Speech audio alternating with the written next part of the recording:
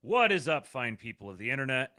Welcome to the ASTROLABE, brought to you by King Pilled. We are live once again.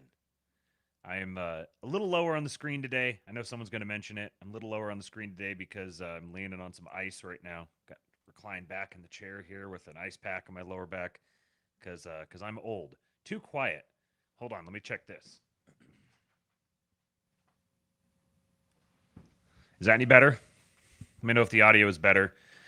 Apparently, it wouldn't be an ASTROLABE without some kind of technical difficulty, some sort of audio issue, or something that's not cooperating. Says it's better now. Okay.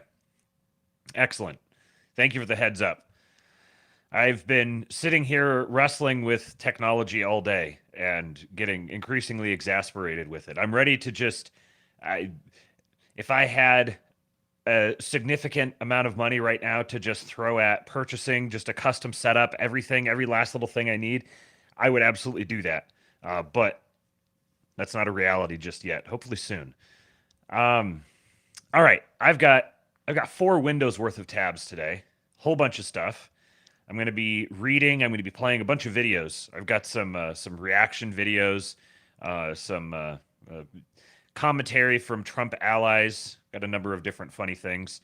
Some of it's slop. Definitely got a lot of slop for you guys today. I am determined, and I think I'm having success. I am determined to convert you guys to slop appreciators. There's a lot to appreciate in the slop. Even when it's slop, you can still draw some signal from it. And there is a lot of signal going in all the slop right now. I got a couple of tweets that are currently going bonkers, and they're apparently follower generators. I'm getting a bunch of new followers coming in. I'm now within striking distance of 10,000 followers on Twitter. That's a monument. I haven't really talked about my following count that much because, I don't know, there's plenty of high follower accounts that are terrible, and there's plenty of low follower ones that are really good as well. But getting more followers means the algorithm is going to treat me better, and it's a better way for getting all these different things that we think about our worldview, getting it pushed out to more people. So if you're not following me on Twitter, join the club. It's popular right now. Lots of them are flowing in. I've gotten some very interesting ones, and I've started getting some DMs from some very interesting people. It's one of the side effects, apparently, about talking about a bunch of this stuff publicly and getting on some larger platforms and everything, is you catch the eye of some interesting people. And there are some very interesting people out there lurking amongst the shadows. I think we've gotten used to, having our little siloed corner of the internet where it's just kind of like we're talking to each other and we freak out anytime someone looks at us, because them looking at us could be a pretext for them trying to do things to us. And we kind of just don't want to have anything done to us. But there's the possibility of having some good things done to us or done for us. And there are big eyes that are looking at our corner of the internet. So y'all better shape up and stiffen up a little bit. No fucking blackpilling. There's good stuff. There's good stuff coming. Many good things. You know what's good? This right here. So it's a picture. Pictures don't really play for this as well, but this one I had to share. Make the West great again. Look at this. Look at that absolute kino. I want to live in this world. Imagine living in this, in a world where something like this would exist.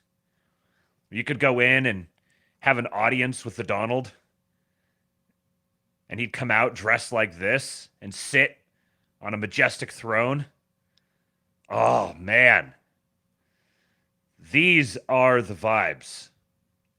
This was mentioned yesterday on the show.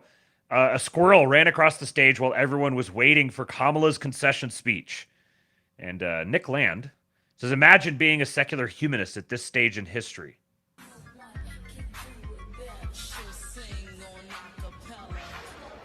There's 2 of them.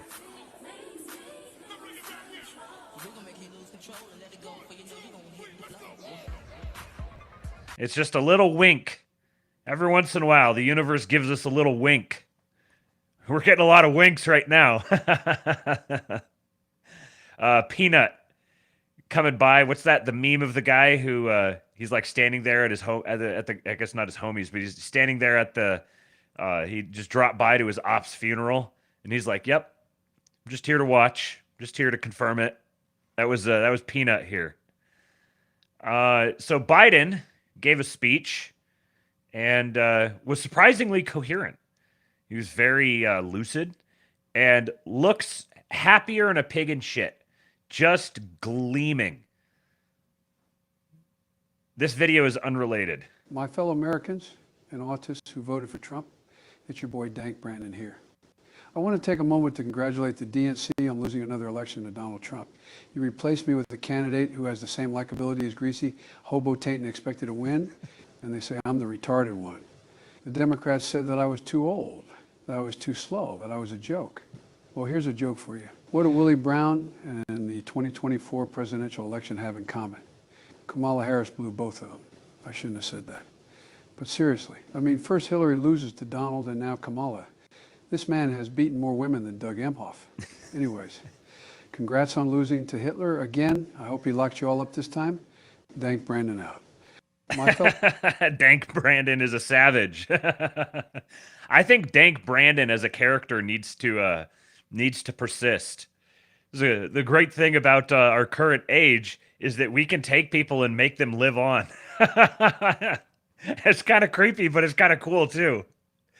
When he shuffles off this mortal coil, someone could retain the Dank Brandon persona and have him actually like play a role in moving culture around and spreading propaganda. It's very, very interesting thought to consider. Got to get a little bit of liberal tears here, and people are memeing away. You see the meme cycle developing now. The current thing that everyone's memeing, they're eating the dogs, they're eating the cats, became the meme that just predominated. Now the meme that just predominates is people making fun of liberals freaking out. If you've lost faith in humanity, clap your hands. If you've lost faith in humanity, and this is your villain origin story, if you've lost faith in humanity, clap your hands.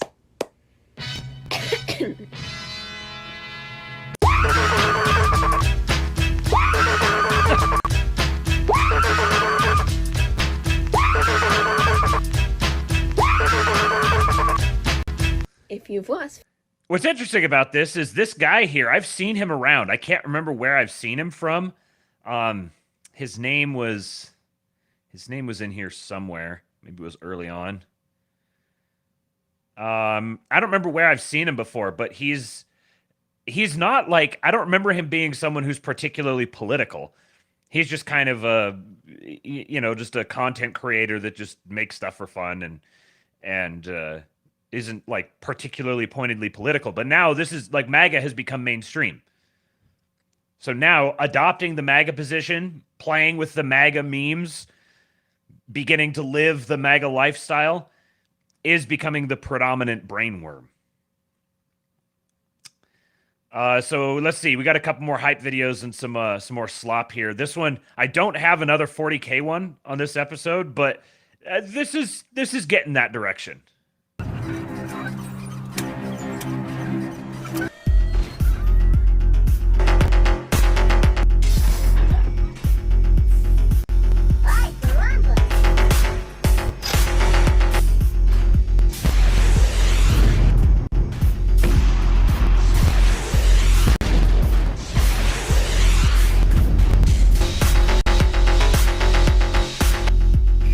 Best part.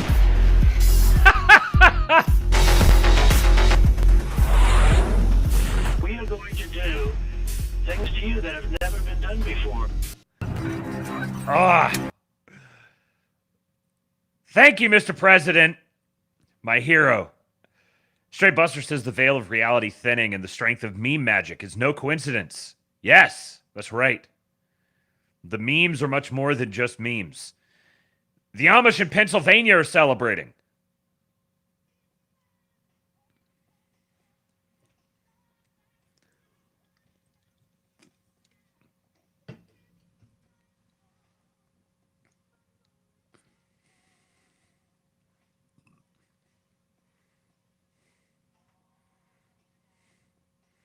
Oh man, I forgot to share it.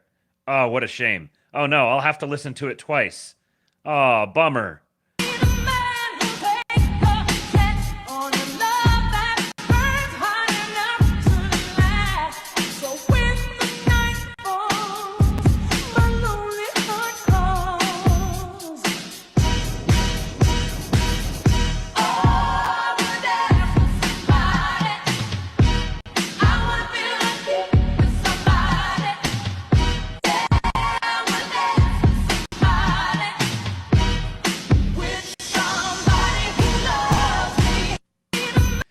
You know what I would love is if the Amish just collectively decided that that they're going to take over TikTok. Like using TikTok is now a technology that they've evaluated and decided, yep, this is good, let's take it over. And they just completely dominate it. That would be so cool. Imagine living in that world. Something I was thinking about when I saw this clip was there's all these different schizo edits, all these hype videos, all the meme magic. There's one funny thing that is kind of out of place, but it's actually very appropriate. It almost all uses cultural content that's like total slop. Like the dances, the movies, the music. It's all stuff that's like total slop. But it's like the things that define a particular era. So you have like the 2000s EDM music.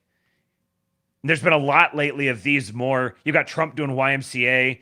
You've got this sort of thing with Whitney Houston. So like if you want to consume the best made content that references that era, for whom a lot of people have a lot of nostalgia, that like if you want to consume that kind of content, you're going to have to consume right-wing slop memes.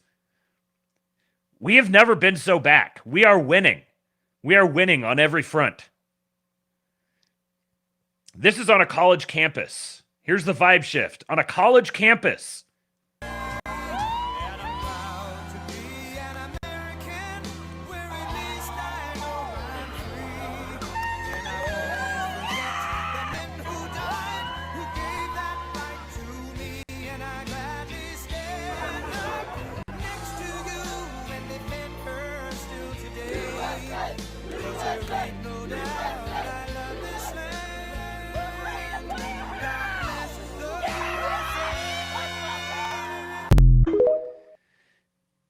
Jason says, like America getting lost in the desert for the last 30 years, we're going back to early 2000s to correct the timeline. Yes, that's exactly what it is. So now we're going to take all of your cultural capital from the 90s and the 2000s. We're going to go relive that period, but we're going to do it through our lens. We're going to replace your past with our future. And if you want to retain any of that, like, you got to get on board. It's like generational cultural colonization.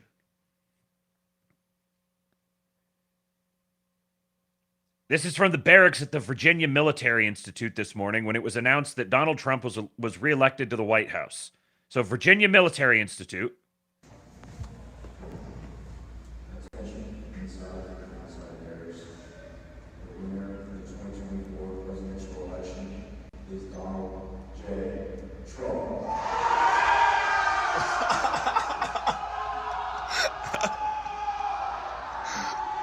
Let's go!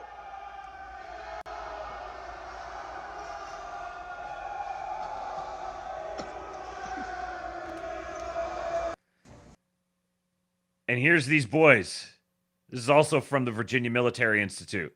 There's never any doubt, Kamala, you're fired.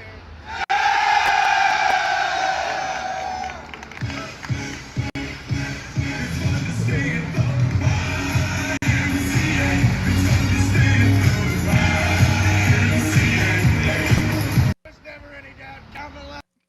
Big old Sigma right above their heads. Sigma Nu. This one belongs in the greatest fuck-ups of all time, Hall of Fame. You guys know which one this is.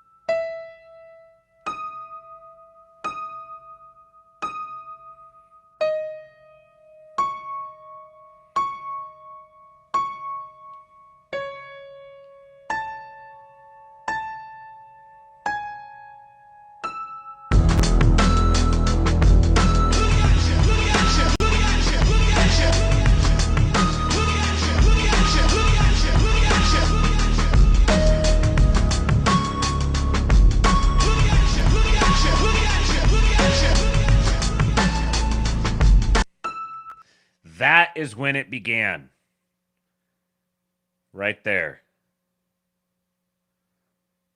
You could see it. It may be hard on your screen, but you can see it building on his face. It's funny, I've seen this so many times. And when I watched this yesterday, when it came across my timeline, I was actually getting mad. I've never gotten mad about it before. I've always been like, man, wow, they fucked up. But I was actually sitting there because I've started to see Trump in a new light. And he's become more of a person, less of just kind of like a comic book character.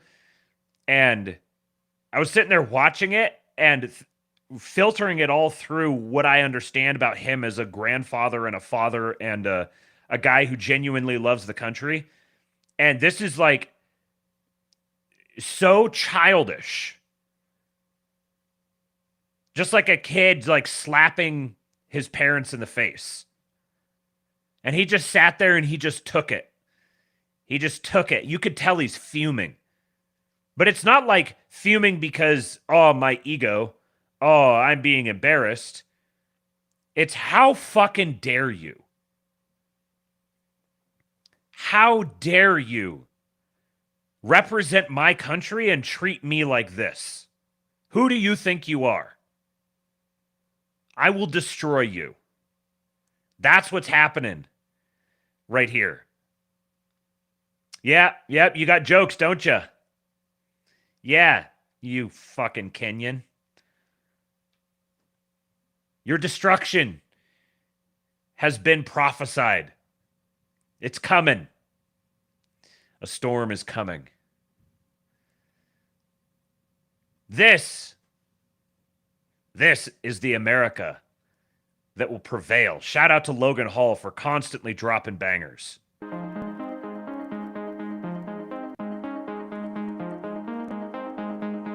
Instead of looking up to Thomas Jefferson or looking up to Nikola Tesla or looking up to Magellan. I mean, kids, Magellan's a lot cooler than Justin Bieber. He circumnavigated with one ship the entire planet. That's destiny. That's will. That's striving. That's being a trailblazer and explorer. Going into space, mathematics, quantum mechanics, the secrets of the universe. It's all there. Life is fiery with its beauty. It's incredible detail. Tuning into it. Unlock your human potential. Defeat the globalists who want to shutter your mind. Your doorways to perception. I want to see you truly live. I want to see you truly be who you are.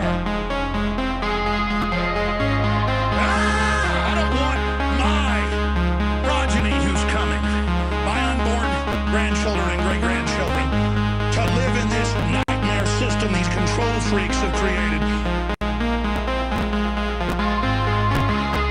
That's why I don't care about my life, except I want to continue to live to fight them.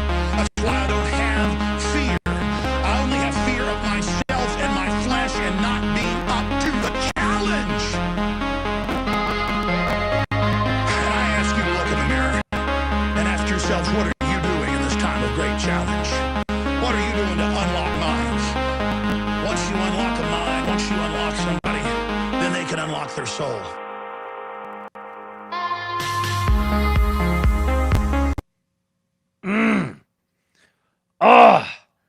Like all of these, the only bad thing about it is that it ends too soon. This is the spirit right here, man. This is it.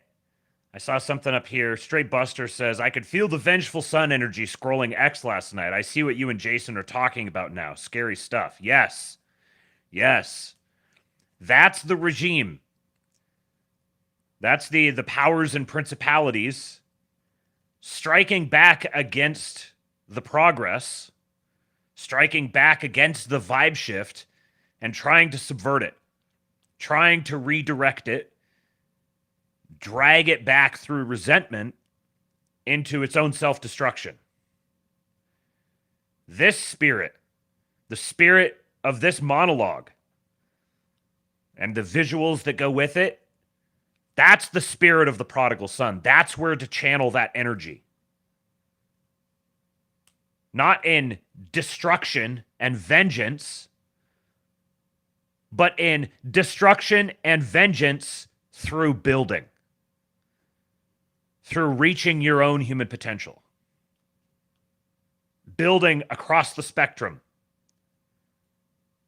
That's where to channel the energy into the spirit of the prodigal son, who redeems his father by returning to the Father, repenting, and dedicating his life to building. That is the antidote to the vengeful son. Because the vengeful son, the way that we look at the devouring mother now, the devouring mother being like this, like gross, yuck. I have this like revulsion away from this destructive force that's tearing through society. That category that the devouring mother occupies is the category that the vengeful son spirit will occupy. That will be the fruit that it bears. It will become the thing that the devouring mother is to us right now. It's the same spirit morphing. Because it lives in those pockets of resentment. And it weaponizes despair and resentment, which go hand in hand. It weaponizes those against humanity through humanity. Don't fall for it. Speaking of Alex Jones, Candace Owens strongly endorses Alex Jones for a potential role in the White House as White House press secretary. I want to be very clear about Alex Jones. I will crawl over broken glass and give him everything I earn. If all he needs is someone to pay the salary, leave it to me. Leave it to me. I'll get a second job to pay whatever salary he wants to be the press secretary. She doesn't need a second job. It's very Candace to do something that's really, really good, like blowing open a hole in the narrative in a productive way, but also doing it in like a just kind of why you have to make this so awkward? If he's like, I'm gonna need $500,000 a year, leave it to me. Like I said, I will pick up a job and I will raise the money. It'll be totally fine. If we get Alex Jones, we are not worthy. We are not worthy. But Trump, please, it would be the greatest troll. And by the way, he is more than equipped for it. He has run a show for decades. All he does is talk and answer and respond to questions. He is totally equipped for it, and they hate him. The deep state hates Alex Jones with a vengeance. X-Smokes writes, Candace, you should be Trump's press secretary. Look, I would be very good at that job, but come on, Alex Jones, like there could be no one better suited for that job that would make us happier. We would be watching press briefings every single day like it was Game of Thrones. Like we'd just be in seasons of Game of Thrones watching Alex Jones respond to the press. So that is my vote. She's absolutely right. Alex is playing with it. He says, I formally accept the offer to serve as President Trump's new press secretary. Can you fucking imagine? I don't think it's going to happen, but oh my God. If it happened, even if it was just for a brief period of time, it would be the most magnanimous gesture of patronage of all time. After everything that Alex has been through, being just maliciously raked through the mud and plundered by a country that he loves, having his brand he spent his whole life building being pulled away from him, granting him a position like that, even ceremonially, even temporarily, acting press secretary, it would be so freaking transformative to the country.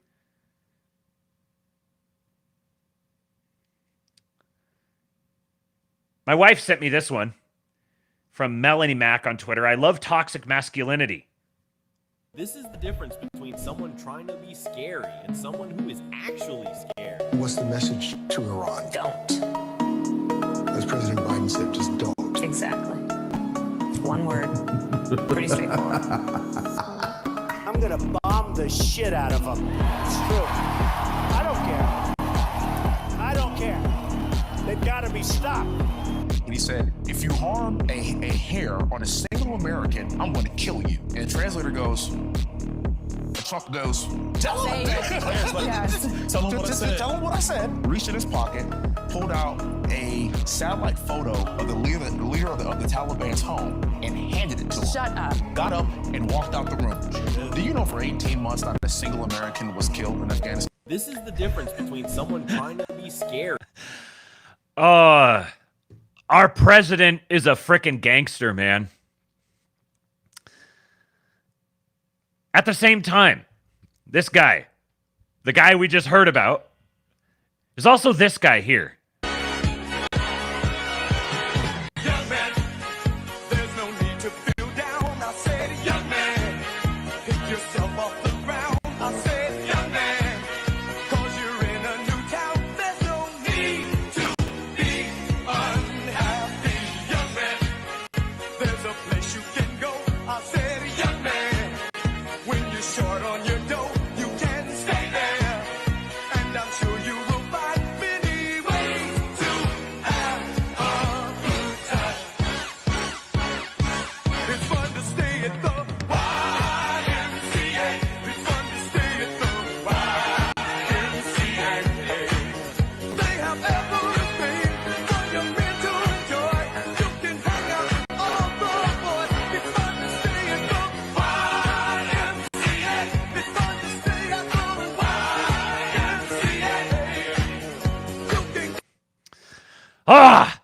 Man, these shots of him, like this here, these sorts of little clips of him dancing, I'm not exaggerating when I say download these, save these locally, hold on to them. They are so iconic. This is a genuinely historic thing. I think it's difficult to take it seriously now, but if you would have never even gotten a phenomenon like this 100 years ago, but if there was a, like, whatever the parallel equivalent of this sort of phenomenon 100 years ago, that would be like one of the predominant things people remembered about that era, was the connection that Trump established in his rallies by doing this. And then insisting on doing it. So this is what I wrote yesterday. I said, in retrospect, Trump's insistence upon doing his dance at every single rally was one of the most brilliant political moves he ever made. And perhaps the clearest indicator of his forthcoming victory was when it took off among the TikTok chicks. Column Raj here says, we won the TikTok moms. It's over for the left. Right. Yes. The crunchy moms, the TikTok moms, the white chicks on social media or on the Instagram shorts and TikTok, and that whole little subculture is monumental. It's all like content produced by and for women, so men generally don't really pay a whole lot of attention to it, but the women sure do. There's so many memes that are downstream from this, of like women sending videos to their men and their men never watch them, or the girls being on Instagram all the time. Like, all of these memes are a byproduct of the fact that there are hive minds that develop within these little female online video circles, and they move together. The crunchy moms, like crunchy moms, homeschooling, homesteading, that little network of communities probably moves the entire world. While everyone was feeling tense and stressed, here was literally Hitler whimsically dancing a goofy little dance and just hanging out with his people. And as with all of his simple brilliance, it wasn't awkward and forced. It just developed organically through him being him. There's so much, just everything that he was being put through, being shot at, being litigated to death.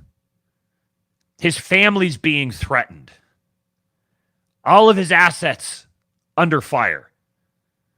Routinely just slandered to the nth degree. His character dragged through the mud unlike anyone else. And then he would just go out on stage and just start doing that.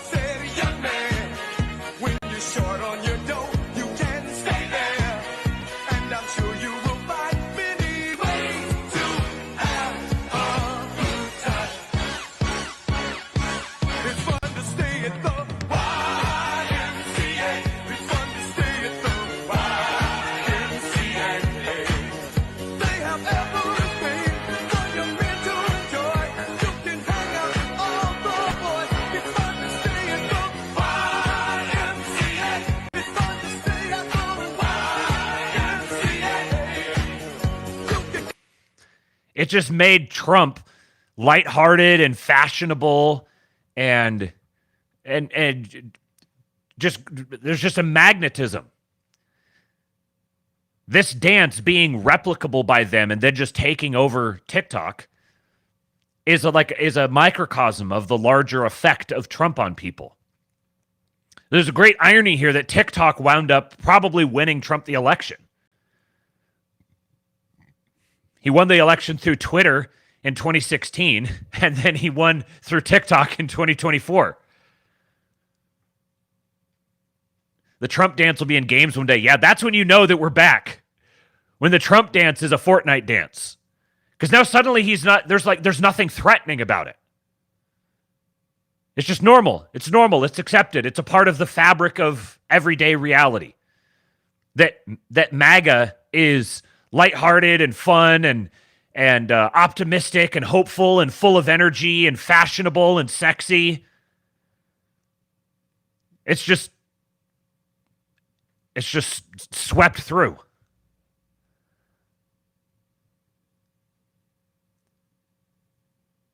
Even in the UK, don't listen to what the mainstream media tells you. The British love Trump more than you could imagine.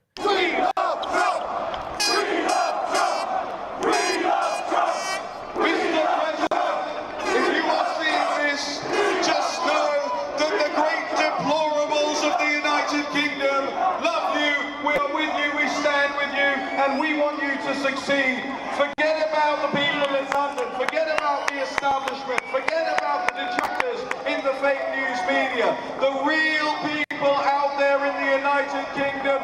We love you, Mr. President.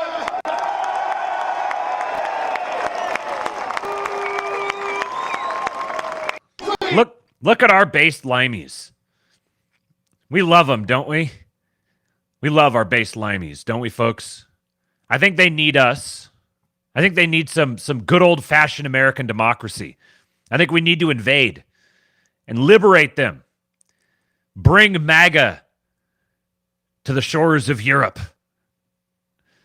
DC Woodworking says, have you guys been busy taking away women's rights today? I put in a hard day's work. We're so back. Shout out to you, man. You are doing the Lord's work. How about the rest of you guys? Volpus Persona says, I oppressed 10 women before lunch. How about you, Anon? Gamers rise up. Got a $5 super chat from good friend of the show, Samoa Bob. Thank you, man. He says, had normie friends trying to say that Trump dancing was cringe and concerning in terms of mental health. I knew it was going to be a hit. Yeah, right. Right, yeah. He's doing it because he's senile. I don't know. It's kind of fun. If he's senile, well, okay. We've had a senile president for 4 years, and she's disturbing. So I'll take the senile guy who seems fun. I think there's probably a lot of people who voted for Biden for that exact reason. Yeah, he's senile, but, he's kind of a spicy old dude. Yeah, let's just get that guy.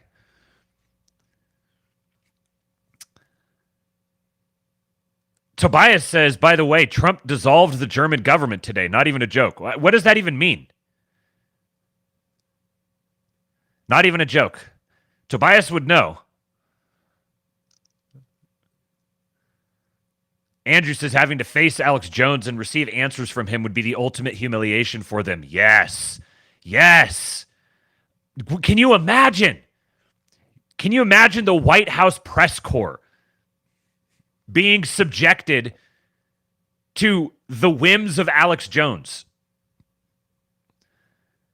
This needs to happen. It has to happen. Even just make him acting press secretary for 3 weeks. Just put them through the humiliation ritual. Tobias said basically the German government dissolved right after the election. There's going to be new elections, I think. Holy crap. It's getting difficult to be able to try to track all these things that are happening. I don't understand the nothing ever happens bros. Everything is happening. I can't even keep up with all the happenings. Here's an update on a story we've talked about before. You guys remember Liam? The little boy, he's got some kind of condition. I don't remember, some special needs, something or other.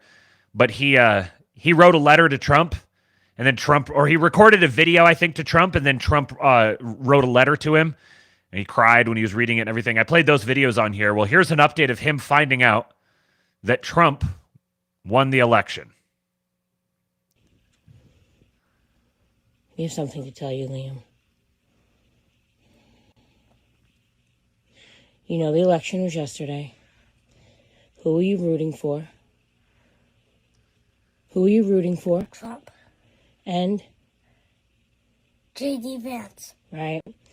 And, you know, Kamala Harris had a lot of voters out there for her. A lot.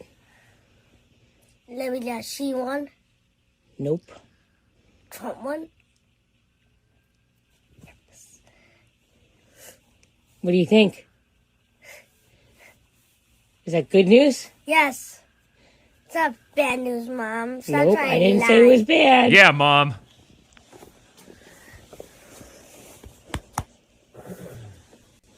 So what do you say to Trump? I was about to say something to Jesus. Thank you, Lord. What do you say to Trump and Vance? Fight, fight, fight. I love you. Oh. Once you got kids, that'll get you. Okay, now I've got some man on the street. Yeah, sand in my eyes. I got some interesting man on the street interviews here that there's, I don't know if it's super profound in them, but just look at the patterns. Note the patterns and kind of like with each of these people sort of build a mental profile of them and kind of in real time and square it with what they're saying and think about the rippling out implications of it. We're going Donald Trump. Do you mind if I ask you why? Because Kamala is a waste of time. Fair enough. You guys New Yorkers? I'm from Florida. What about you, I'm miss? a New Yorker, and I'm an immigrant. Loved him in 2016, loved him in 2020, and it's about time that he actually gets back in office. This position is a little bit controversial for New York, I feel like. Perhaps I'm wrong. It is very controversial. We saw, like... Ah! You see it? A few cars earlier and was towards Times Square, and it's the first time that I've ever seen liberal tears live just because somebody saw Trump flags. It was insane, but it was beautiful to see. And I think it's about time that everybody stopped talking about their effing feelings. No one cares. This is America. It's all about policy. It's about actually getting a strong leader in office, and I could care less about your joy. No one cares. I don't believe the rubbish that they put out on television. If we look at what's actually happened when Trump was in office and where we were as a country, not just here but internationally, is a very strong point. That was reality. What they're trying to resell as what Hussein did before and what everybody else did, that's the kind of America that they want, where everybody's brainwashed, has no voice, and they can dictate to you what to do. That's not a government. That's not America. That's not democracy. That one's a frame breaker on a whole bunch of different levels. Now, her being an immigrant, as CG Constantine points out here, this is actually pretty normal for an immigrant to be this way. But this isn't just an immigrant. This is like a woman of color who's obviously very, very bougie, very professional, very well educated. She's very articulate. She's wearing a frickin' Star of David. Which is just like, wait, what? Hold on, what? What are you? She is from the regime class. She is a dyed-in-the-wool regime creature. culturally speaking, I mean. And so, and she's just like, I'm so happy. Let's just talk about this publicly. Like this sort of thing, once it starts swinging this way,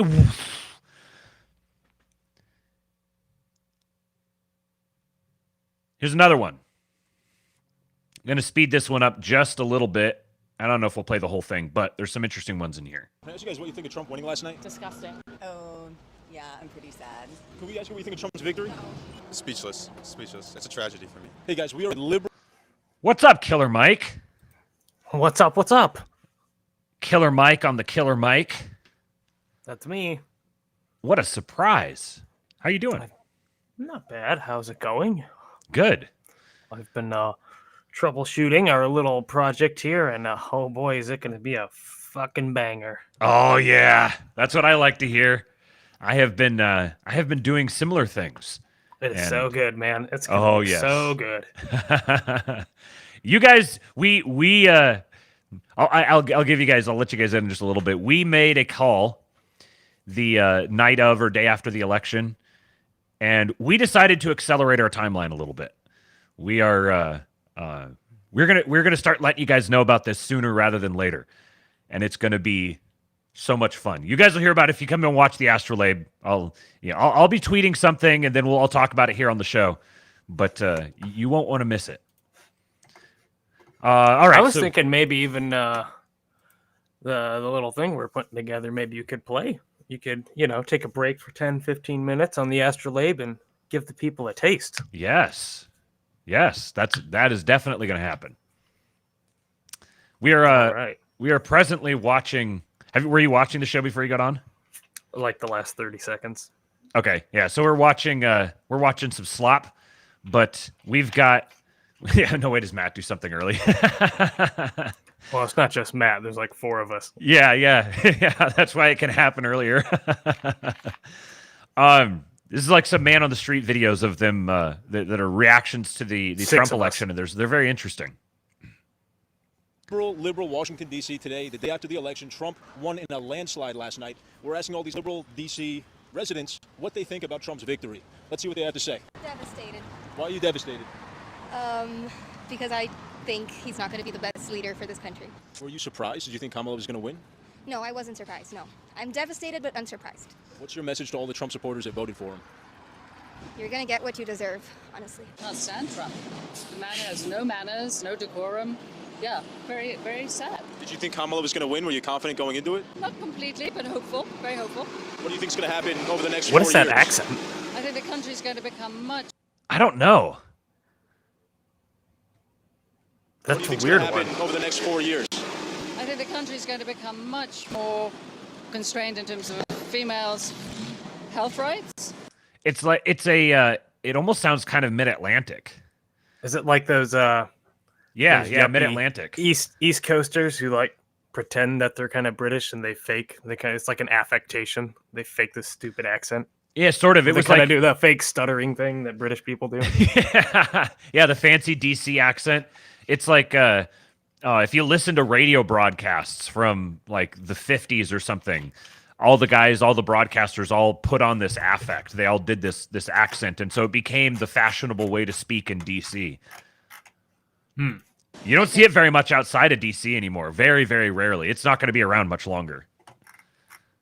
Books in kids' libraries that tackle topics like transgenderism, whatever, are going to even be more restrained. I think it's just going to be a big tightening society. Okay. And that's a bad thing, you think, like kids not having access to books about transgenderism? Oh, yeah, I mean, it's life, real life. They just want to pretend that everybody's binary. Okay. They're not. I'm very happy for them. You're very happy? Why? So, Because that last lady is probably worth a significant amount of money. You can just tell her whole affect. She was born into money. She's been in money her entire life. She goes to dinner parties. This woman does not. This woman lives in D.C., but she might be like part of the wait staff at the dinner party. Maybe. Yeah, maybe she cleans or something, works at the dry cleaner. Right. So the other lady is, this is just horrifying. It's just going to be terrible. It's going to be terrible for everyone. This is horrifying. And she's like, I'm really happy. Yeah, finally. finally, I don't necessarily. I have some hope that I don't have to live under the frickin' stiletto heel of the last bitch. It's a fake. It's a fake accent. Everyone in the chat's like, "Oh, it's a real accent." No, it's a fake accent. It's a stupid accent. I'm happy it'll go away. And I'm a big fan of regional accents, but the transatlantic accent is like it has been around for a very, very long time. I don't really know exactly where it came from. I'm not all caught up on the lore of the transatlantic accent, but I think it was an adaptation, or it was like an invented accent. Yeah, right. But at some point, like, aren't all accents kind of invented accents? I mean, I suppose there was a point when there wasn't the accent, and now there is, and maybe some interim. I don't know. It's kind of an interesting thing to think about, like what an accent is, and like it's like this weird thing that it's very woo-woo kind of, but we just talk about it like it's a normal thing. Like, oh, there's a pattern. There's a pattern in the sounds. Do you hear the pattern in the sounds? Yeah, I hear the pattern in the sounds. Let's give that pattern a name, and then we'll compare all the different patterns. There's your schizo moment for the day. Again. You think he's going to make America great again? Yes. Speechless.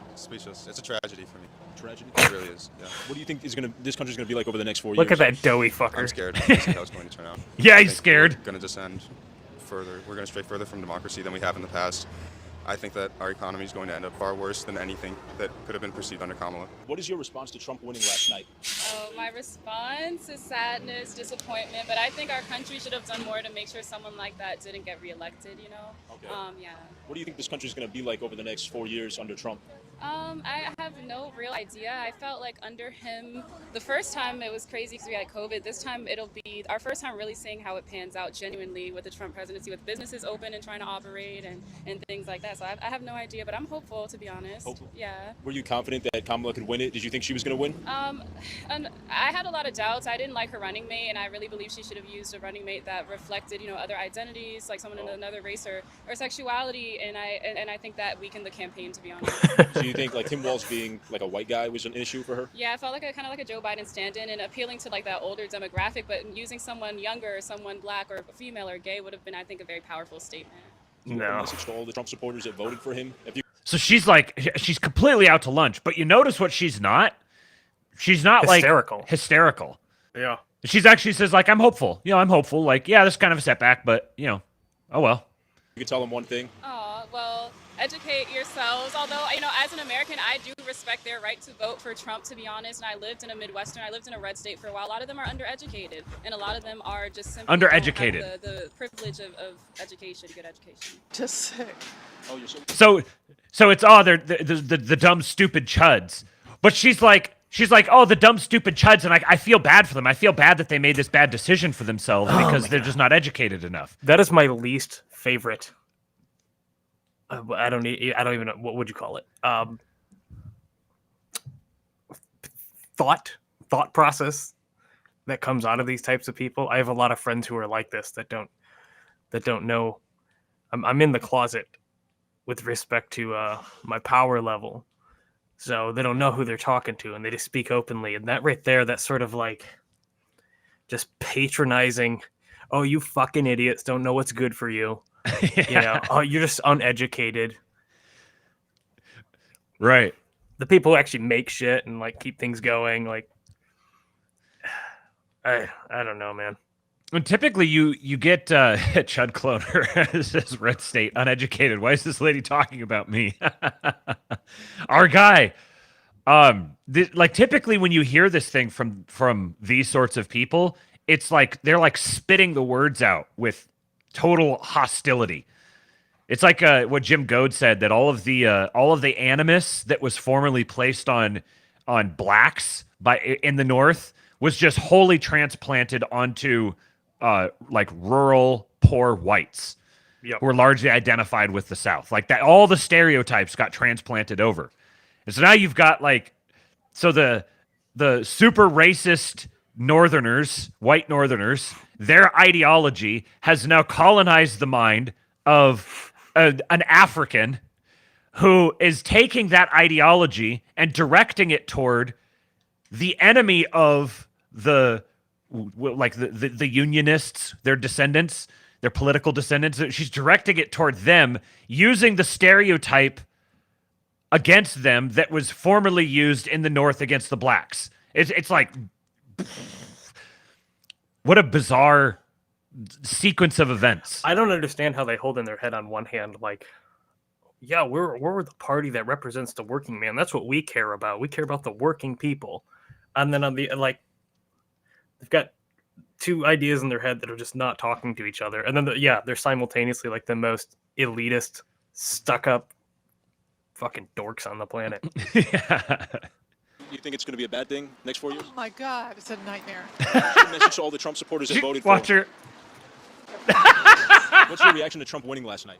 Very happy. You're very happy. Okay. Ah. Awesome. The first one we've heard. Can we ask you guys your reaction to Trump winning last night? What did you guys think of the victory?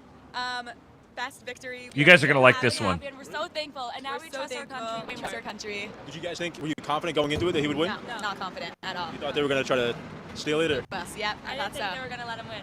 Okay. You guys are the second people out here. We've talked to a lot of people. Everyone is very sad today. Oh. Are you guys from D.C.? No. Israeli. Israel. Up! Can we ask you what you think of Trump winning last night? It's really great. You think it's great? Fan-fucking-tastic. Trump run the United States like a business.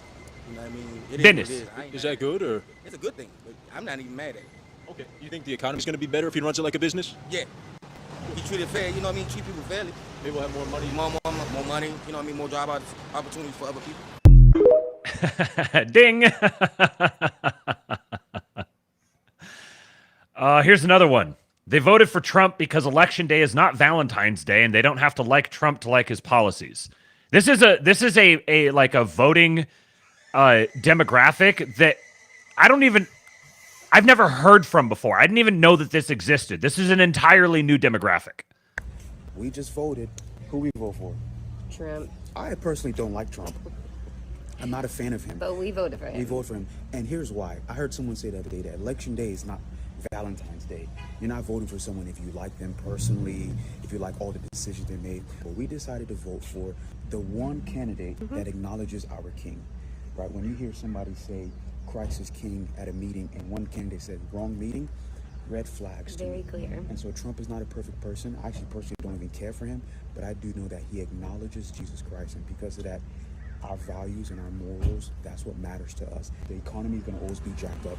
Housing is going to always be jacked up. So what's going on in this? Crime is always going to be jacked up. But more importantly, I wanted to stand with someone that acknowledges that Jesus is king and we believe in life. So hope you guys vote. Let's go. Go out and vote today.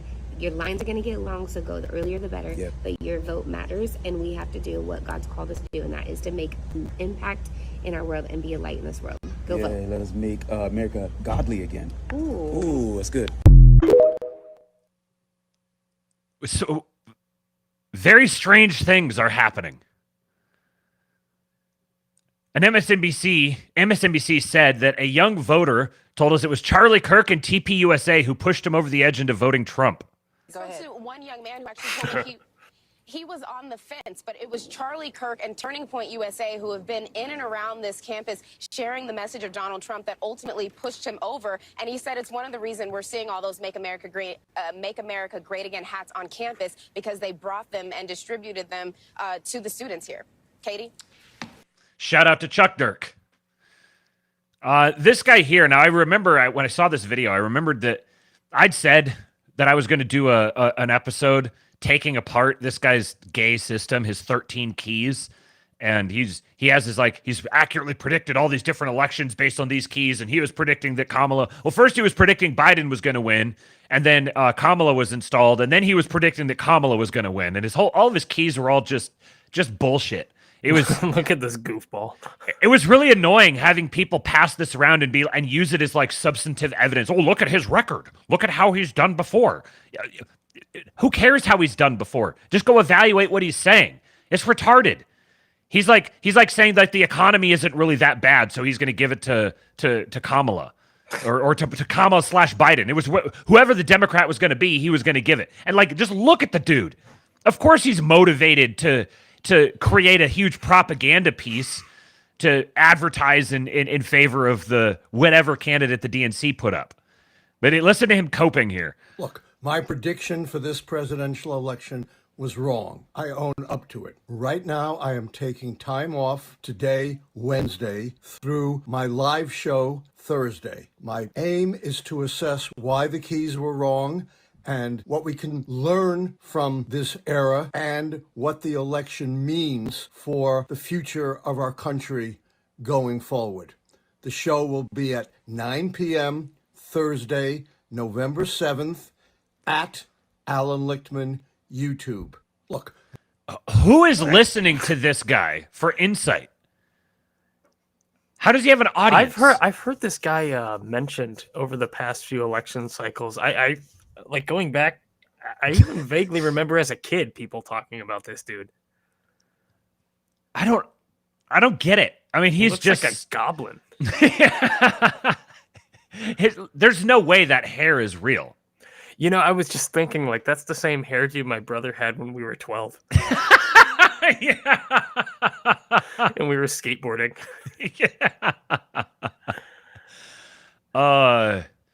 What you're watching is the entire corporate news industry come to grips with the collapse of its only real currency, which is its ability to influence the population on behalf of government and powerful corporations. And so one thing that I think stands out also, we can't have this conversation, a little bit to your point, Dana, is that maybe it's not so much Democrats' policies or messaging or the words that they use specifically, but there is an entire right-wing media ecosystem that doesn't exist on the left, and it does not exist in the center or mainstream, and people are getting their information in very...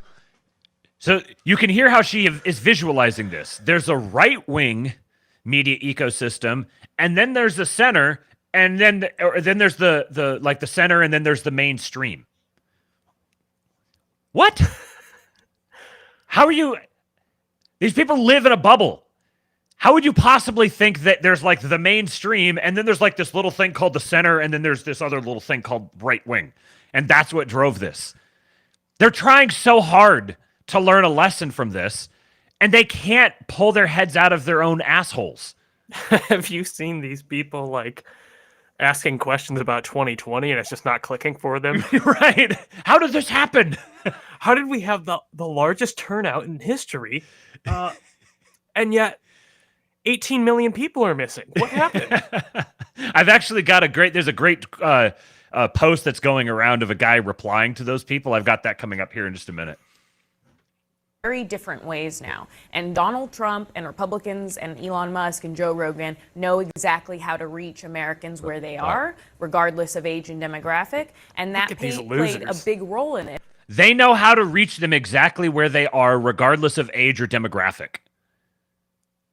If your business is media and you do not know how to reach people right where they are, regardless of age or demographic, you're not in the business of media. I don't know what business you're in, but it's not media. Propaganda. Yeah, this is them just saying like, we're kind of retarded. And they know how to do it. They know how to do it. We're still the mainstream, because that wouldn't go away. We can be as retarded as we want, and it's not going to make a difference to anybody. They still have this little corner over here, but this little corner over here of people who are actually doing their job right, that just won an overwhelming, crushing election. But we're still the mainstream. They're just withering away into irrelevancy. And I think if I was advising the Trump campaign or the Trump administration with something like this, I would tell them, black out legacy media entirely. Act as if they don't exist. Don't respond to any of their allegations. Don't highlight any of them as buffoons or saying stupid things or whatever. Pretend they don't exist. Pick yourselves some other, like go after like the IDW sort of crowd and highlight them. Pull them up as your opposition. And just crowd these people out entirely. It's because of the fact of whether it was disinformation, misinformation, or different propaganda that they were feeding to the American public that made them feel the way they did, and the American public felt as though that the American public sentiment is downstream of what's being fed to them. That's the implication here. It isn't that the American public felt a particular way and they reacted to it and engaged with it. It's the American public is just kind of like an empty vessel sitting there waiting to have opinions dumped into it. And they're just better at dumping their opinions, even if it's misinformation or disinformation or propaganda. They're better at dumping that stuff into the people, and we need to figure out how to be better at dumping stuff into the people again. That they were being heard by Donald Trump. And it was. I don't like. It's unfortunate that we had to listen to her talk because that is my type. Yeah. And yeah, from right off the bat, I was like, oh, all right. And then she opened her mouth. Many such cases. Yeah. Here's some news. Birthright citizenship is going away. I can't hear it. There's just no reason.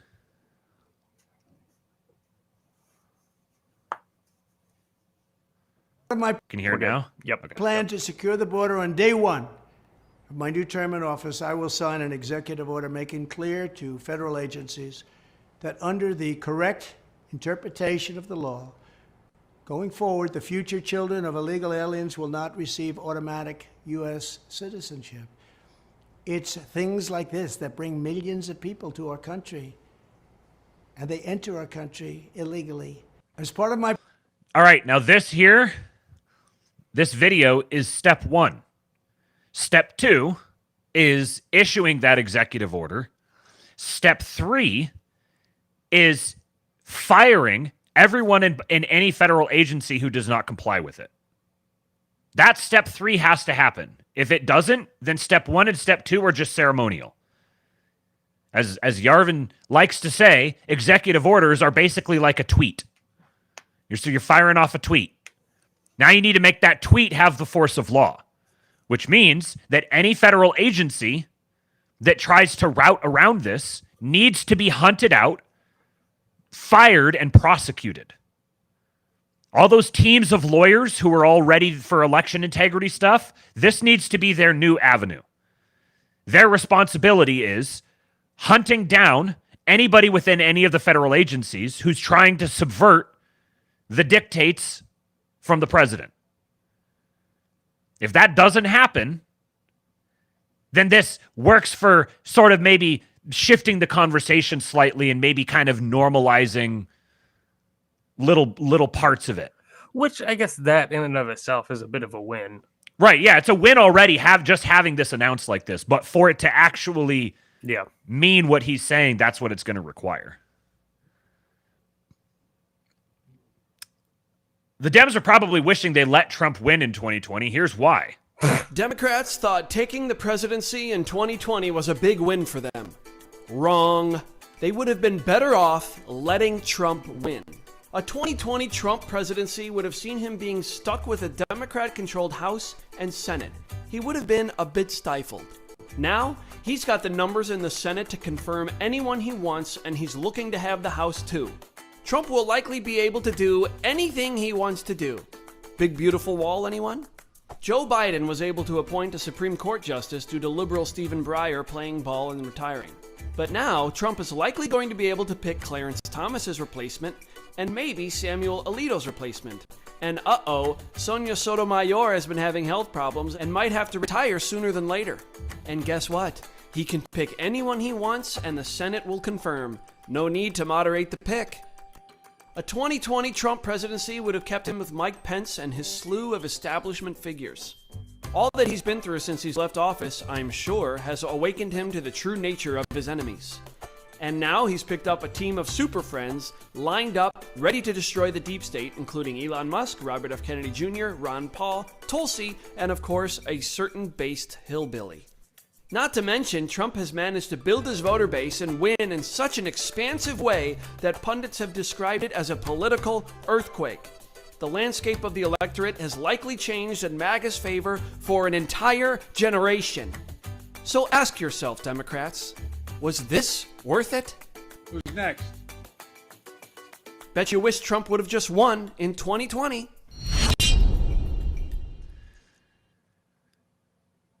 I gotta admit, like, the content of it is really good. He's absolutely right. Every single thing he said there is exactly correct. But the presentation is just, it makes me want to peel my skin off. Something about the, like, I figured corporate you'd like, music. And yeah, I figured you'd like that. No. It's like, I mean, it's not catering to me, but I recognize the people it's catered to and that it's very, very effective at catering to them. Yeah, it's very millennial. So please keep that to yourselves. Go do all the people that it caters to. But he's exactly right. The point about the potentially 3 Supreme Court justices is a really big deal. Just getting the 2 replaced is great. The third one is, I mean, there's the possibility here that because they see this coming, they may try to pressure Sotomayor to step down now so that they can at least try to replace her before Trump is actually president. I don't think that they're going to be able to ramrod something like that through. I think that there's going to be way too much public pressure against them doing that. But they might try. They might be successful. I don't know. But either way, Trump's still going to get to replace Clarence Thomas and probably Samuel Alito as well. And there's a great cosmic justice to this, that the act of stealing 2020 was key to people turning against them and granting Trump just an even more massive mandate in 2024. Vengeance is mine, saith the Lord. Just in, Trump lawyer Mike Davis, who's one guy who's been rumored for the attorney general position, just had a message for Tish James, the attorney general of New York. Let me just say this to Big Tish James, the New York attorney general. I dare you to try to continue your lawfare against President Trump in his second term, because listen here, sweetheart, we're not messing around this time. And we will put your fat ass in prison for conspiracy against rights. And I promise you that. So think long and hard before you want to violate President Trump's constitutional rights or any other American's constitutional rights. It's not going to happen again. We've been warning people on the show, Mike. This isn't the same Trump administration. Stop messing around. Don't rig elections. Don't illegally vote. Don't try the funny business, because we know the team this time and they are not effing around. We will put your fat ass in prison. He just said that to a proud independent black woman. Does she have a fat ass? I don't know. There's a picture of her here. I don't care that much. Maybe. Be even better if she doesn't. Those are fighting words. Yeah, that clip does need a crazy edit. I'm sure the boys will be on it. You'll see it again here soon, I'm sure. So this is John Conrad. You guys may recognize him from I read a couple threads of his during the whole potential port strike. He had some good inside information and analysis on that. He says, I talked to a person working with the transition team today. They're way further ahead and well organized than I dreamed. But here's the kicker. That's just my assumption based on social cues. Nothing I can report has leaked. Dozens of sources in several Republican circles, and everyone is focused on business. None are sharing rumors or gossip as they did in 2016. I also talked with a few DC journalist friends today, and they are completely in the dark about what's happening. This is a big part of the reason Trump won. They are a machine, learning, improving, and maneuvering around problems instead of tackling them head on. They're learning from their mistakes and adapting their tactics, both offensive and defensive. There are many factions, and of course some are vying for power and influence, but not as far as I can see at the expense of the mission.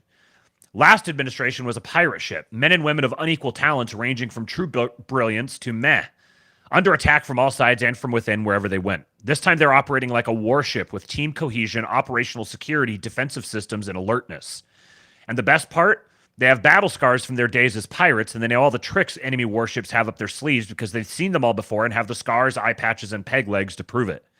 It's still early. It only takes a single saboteur to stop a warship, and the enemy always adapts new tricks, but I'm willing to bet that Trump 2.0 will be a better ally to our friends and a dangerous foe to the enemies of a great nation. And this was quote tweeting from Joshua Steinman. You guys need to follow Joshua Steinman if you're not. The man knows what he's talking about. He says, I need you to take a minute. Stop. Breathe. Think. Think of what we've learned over the past 4 years about America, about the left, about the right. Trump-Vance is orders of magnitude better than what we would have had in 2020. We know more, see more. Thank God. And Trump has announced that he will be holding a huge 250th birthday party for America. This is one of the best things about Trump being reelected, is that he gets to be the one who throws the birthday party for America. It'll be called the Great American State Fair. We're bringing the state fairs back. The Great American State Fair, held in Iowa, and feature pavilions from all 50 states. 3 years from now, the United States will celebrate the biggest and most important milestone in our country's history. 250 years of American independence. What a great country. And we have to keep it that way. But that's why, as a nation, we should be preparing for a most spectacular birthday party. We want to make it the best of all time. Here is my plan to give America's founding in 1776 the incredible anniversary it truly deserves. On day one, I will convene a White House task force called Salute to America 250. It will be responsible for coordinating with state and local governments to ensure not just one day of celebration, but an entire year of festivities across the nation, starting on Memorial Day 2025 and continuing through July 4th, 2026. Second, I will work with all 50 governors, Republican and Democrat alike, to create the Great American State Fair, a unique one-year exhibition featuring pavilions from all 50 states. It'll be something. The Great American State Fair will showcase the glory of every state in the Union, promote pride in our history, and put forth innovative visions for America's future. My hope is that the amazing people of Iowa will work with my administration to open up the legendary Iowa State Fairgrounds to host the Great American State Fair and welcome millions and millions of visitors from around the world to the heartland of America for this special one-time festival. Together we will build it and they will come. Third, alongside the Great American State Fair, we will host major sporting contests for high school athletes. These are great athletes, wonderful athletes from fantastic high schools all around the country. These Patriot Games will allow young Americans from every state to show off the best of American skills, sportsmanship, and competitive spirit. Fourth, I will sign an executive order to bring back our National Garden of American Heroes, which we want to build very badly, commission artists for the first 100 statues to populate this new statuary park honoring the greatest Americans of all time. Fifth, as president, I will invite the leaders and citizens of nations around the world to visit the United States in honor of our 250th anniversary. It's going to be great. America's tourist industry should get ready because we're going to have a lot of people coming. It will be a record year. And finally, and most importantly, I will ask America's great religious communities to pray for our nation and our people as we prepare for this momentous occasion. From the very beginning, America has been a country sustained and strengthened by prayer and by our communities of faith. As we chart a course toward the next 250 years, let us come together and rededicate ourselves as one nation under God. Thank you. Do you guys have any idea how back we are? This is so frickin' cool. Inspiring national pride. Inspiring state pride. A huge high school sports competition. Showing Americans are sportsmen. This is some Teddy Roosevelt shit, man. I can't wait. And imagine this, like at the same... So we're basically turning America into a gigantic tourist trap for... Was that from May to July? May 2025 to July 2026. Encouraging other people to come to America and come spend money in America. If the way that America is about to absolutely take off... People are not ready for it. You got to get ready for it. It's becoming cool to be patriotic again. It hasn't been for a long time, but we are so back.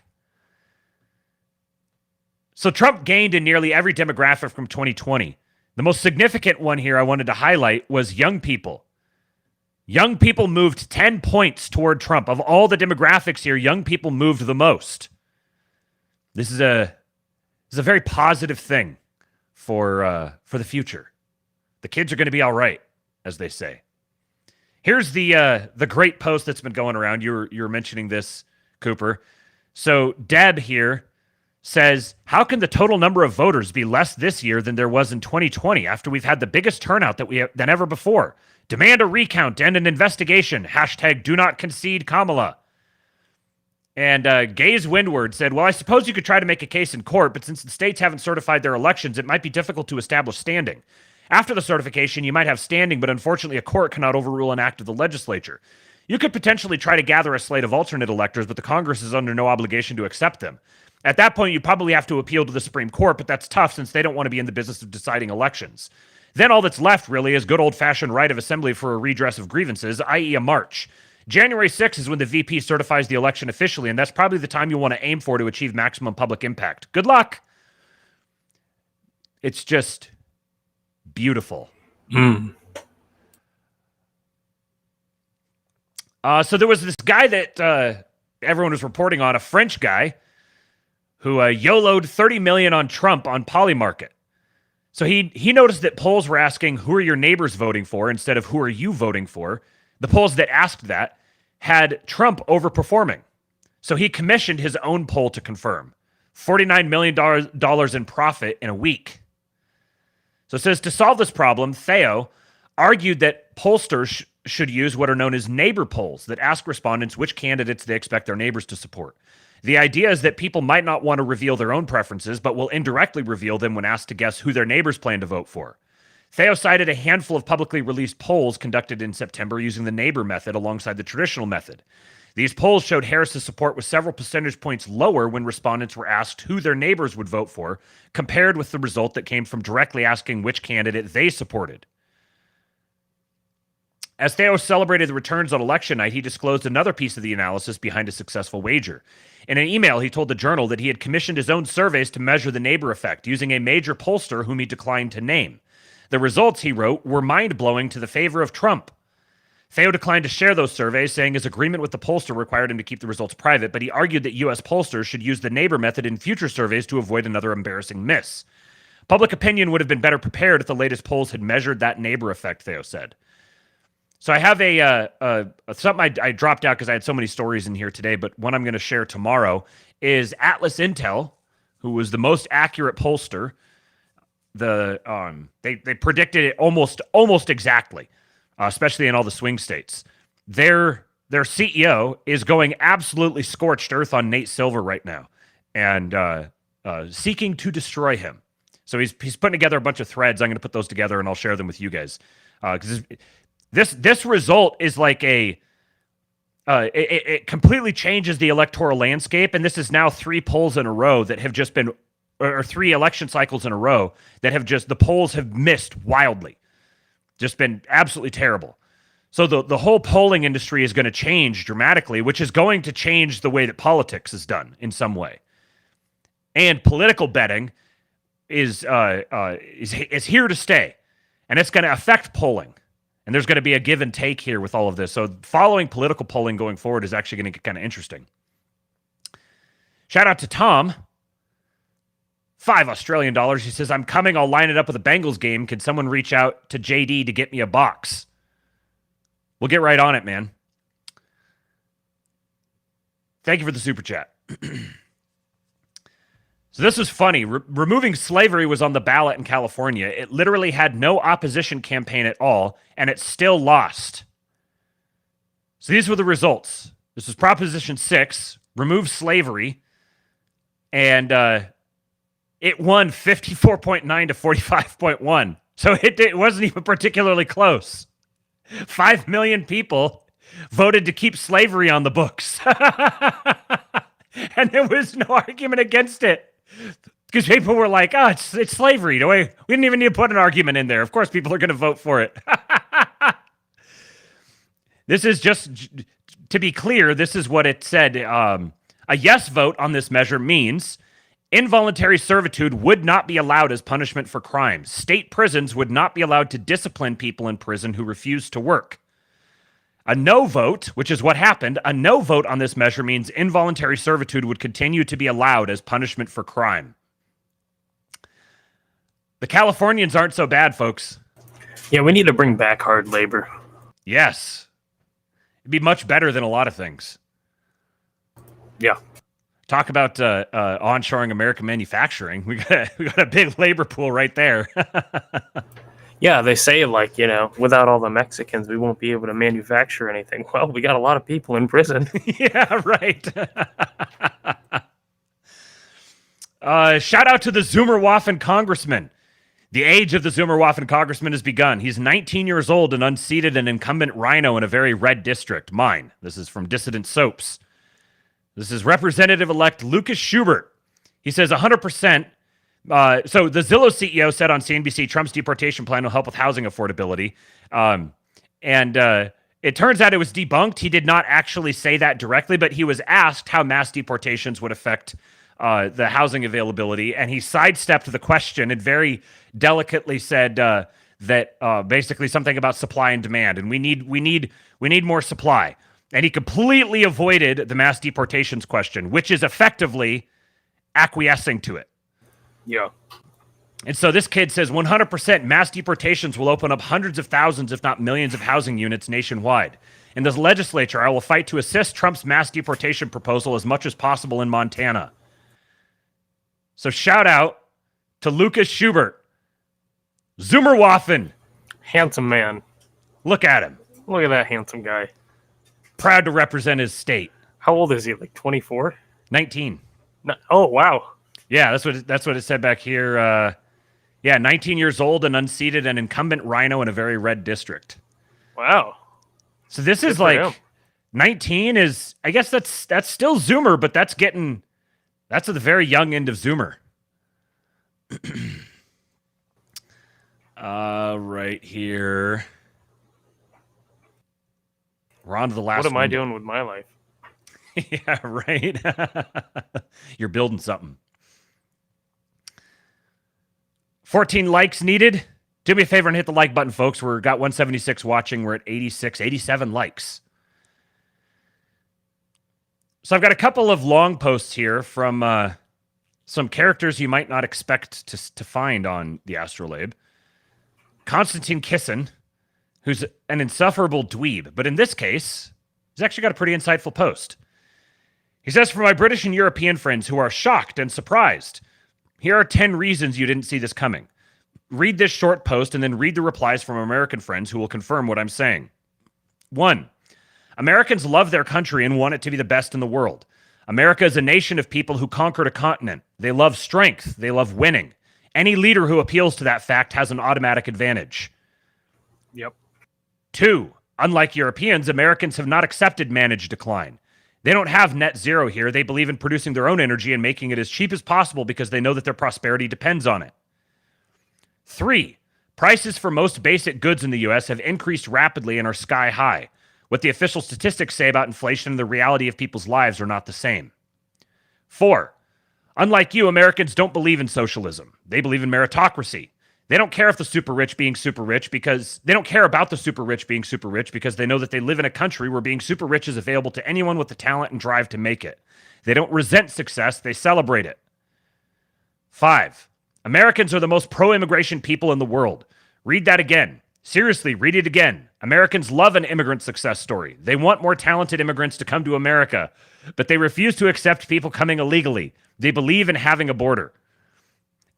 I mean, I may not, but if you're going to define Americans, you can't define Americans in any way except to say that this is an accurate definition of Americans. Yeah. Number 6, Americans are sensitive about racial issues in their country's imperfect history. They believe that those who are disadvantaged by the circumstances of their birth should be given the opportunity to succeed. What they reject, however, is the idea that in order to address the errors of the past, new errors must be made. DEI is racist. They know it and they reject it precisely because they are not racist. Number 7, Americans are the most philo-Semitic nation on earth. October 7 and the pro-Hamas left reaction shocked them to their very core because, among other things, they remember what 9/11 was like and they know jihad when they see it. Do you think he actually believes that? I think he does. Yeah. Okay. So he's like... he might not be...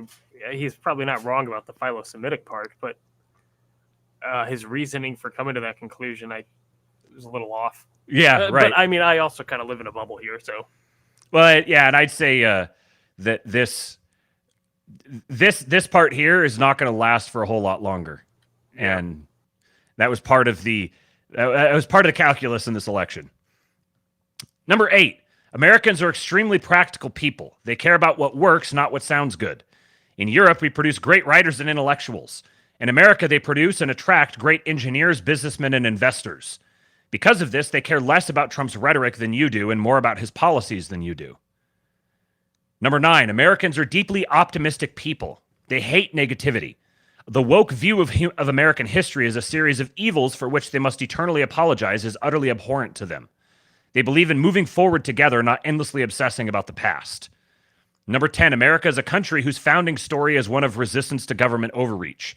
They loathe unnecessary restrictions, regulations, and control. They understand that freedom comes with the price of self-reliance, and they pay it gladly. And then this one from Claire Lemon at Quillette. Got a $5 super chat from a Thuglican. He says, Devin Stack is in that birthright citizenship thread trying to blackpill everyone. He's really becoming a huge dork like AA. Can't stand that dude. Yes, and I don't think it's fair to compare AA to Devin Stack. I think yeah, me neither. AA is just British. Like he's just, you got to filter everything through that. Yeah, Devin Stack. I even remember not too long, a couple months back or something, Devin Stack was bitching about people being so cynical and pessimistic yeah, right. in the replies to all of his work, and I'm like, wow, the guy whose brand is Black Pill is pissed off about the Black Pillars. I think right. you kind of get what you deserve, man. Yeah, right. See, like here at this show, our chat, our replies, our commenters are all kings because we named it King Pilled. Yeah, that's how it works. You get what you attract. His reply is just full of black people. yeah, right. So Claire Lemon says, revenge of the silent male voter. What I learned about Trump's landslide victory from one night in New York City. On election day, I caught the subway from Brooklyn to Manhattan. Sitting across from me, an elderly woman wore a t-shirt with the image of Trump pumping his fist in the air with the words, fight, fight. A small I voted sticker was pressed onto her lapel. She sat with an easy confidence. There was no disapproving glances from other passengers. There was no tension, no conflict. It struck me that in 2024, it was now perfectly acceptable to express support for Trump in a deep blue, democratically held city. As I traveled to my destination, I wondered, if one could support Trump this openly in New York City, what might support look like in the rest of the country?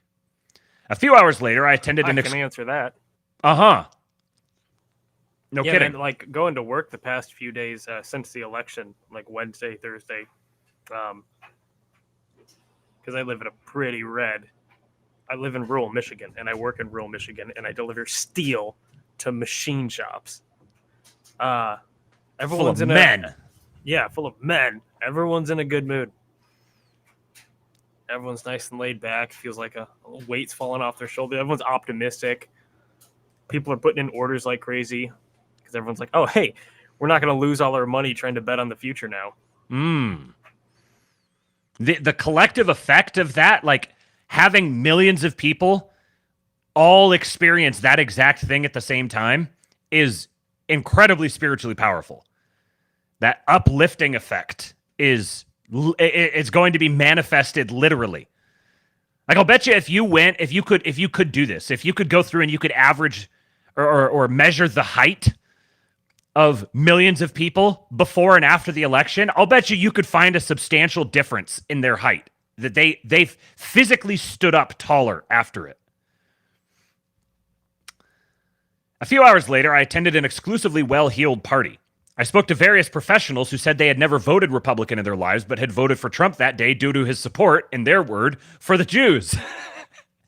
These Manhattanites told me that Kamala was too sympathetic to the pro-Hamas contingent of the far left, and at a time of rising anti-Semitism, they couldn't bring themselves to support her. This small group of cosmopolitans represented a contingent far removed from the stereotypical MAGA voter. And yet, listening to their views, it again occurred to me, if I could find such support for Trump in the middle of a Democratic heartland, what might it look like in the rest of the country? You know, it makes me think about like all these gripers and stuff like that, these losers who are all pissed off at Trump. And at least ostensibly the reason they jumped off the Trump train this time around is like, oh, he's too friendly with the Jews, blah. because that's all they think about. Mhm. They've got like their penis envy. Mm-hmm. Seems like that worked out. Yeah. For Trump. Yeah. Very much so. And like, yeah, it worked out for the rest of us too. I'm very happy to have Jews vote for Trump. I wanted Jews to vote for Trump. And next time I want the Jews to vote for my guy. I wanted to vote for the next one too. I want them to give them all their money and Yep. yeah. I want all the illegals to vote for Trump. I want all the felons, all the criminals. I want all of them to vote for Trump. Or whoever for Vance. People. The dead people, yes, I want all of them to. If they're happy to support him, great. Sounds good. When I arrived at my final stop of the evening, a private underground bar in the Lower East Side of the city, a celebratory atmosphere had begun to explode. The betting markets tipped a Trump win, and online supporters of Harris started to express acceptance of defeat. The beer here had already run dry. It was so bustling that it was hard to move, with young men in their 20s and early 30s outnumbering women by 2 to 1.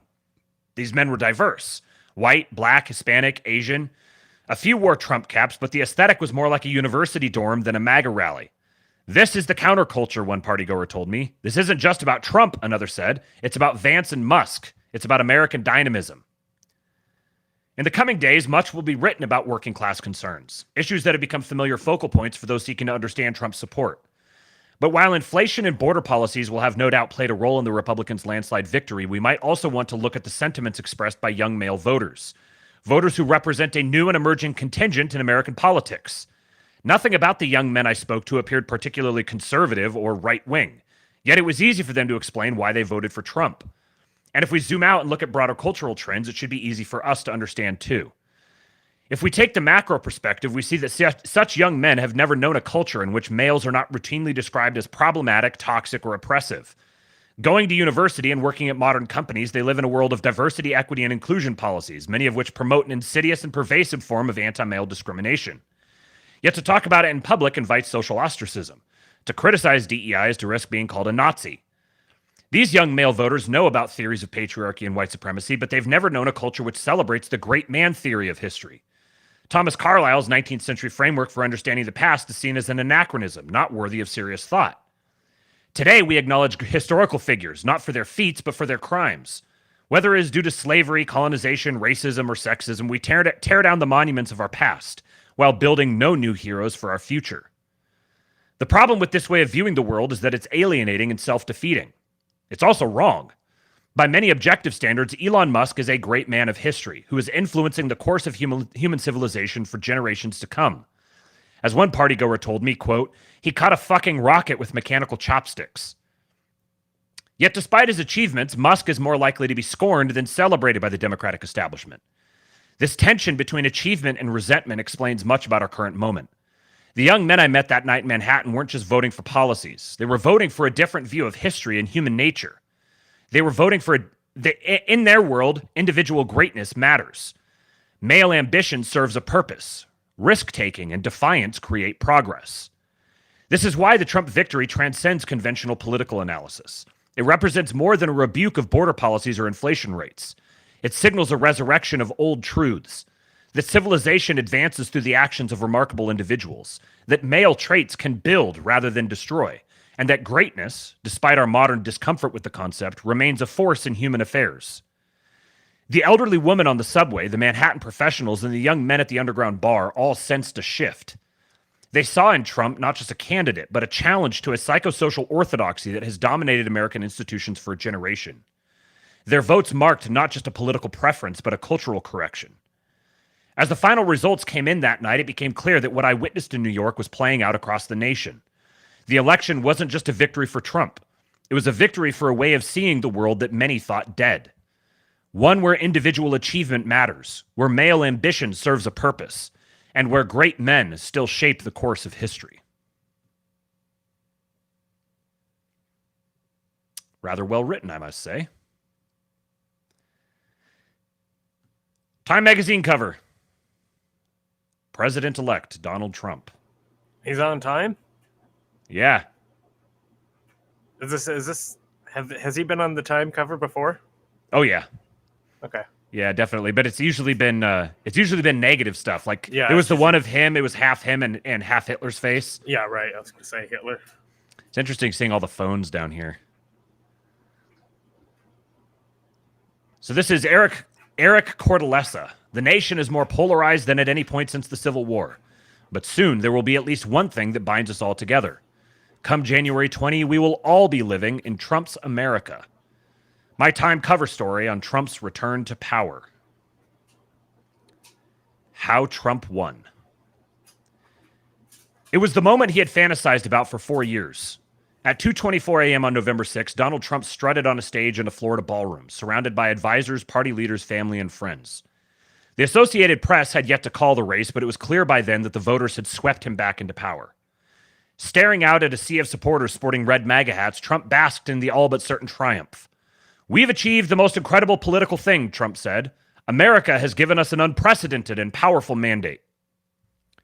How Trump, 78, won re-election will be the stuff of history books, and already America's choice can be traced to some key decisions. To Trump's top aides, the thesis of the campaign could be summed up in a single slogan: max out the men and hold the women. That meant emphasizing the economy and immigration, which Trump did relentlessly. It meant diverting attention away from the chaos of his first term, the abortion bans he ushered in, and his assault on American democracy 4 years ago. It meant a campaign that rode the resentment of disenchanted voters and capitalized on the cultural fractures and tribal politics that Trump has long exploited. Most of all, the outcome can be credited to a singular figure whose return to the White House traced a political arc unlike any in 250 years of American history. Trump left office in 2021 a pariah after inciting a mob of supporters to ransack the U.S. Capitol at the end of an attempt to overturn his electoral defeat. People. These freaking people, man. 3 years later, he engineered an unprecedented political comeback.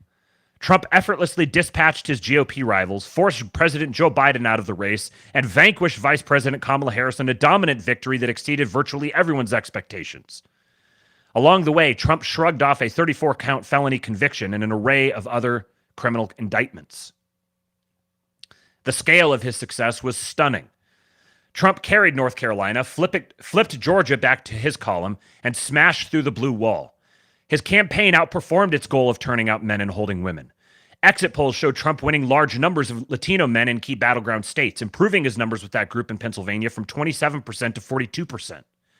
Nationally, Trump's support among Latino men leapt from 36% to 54%.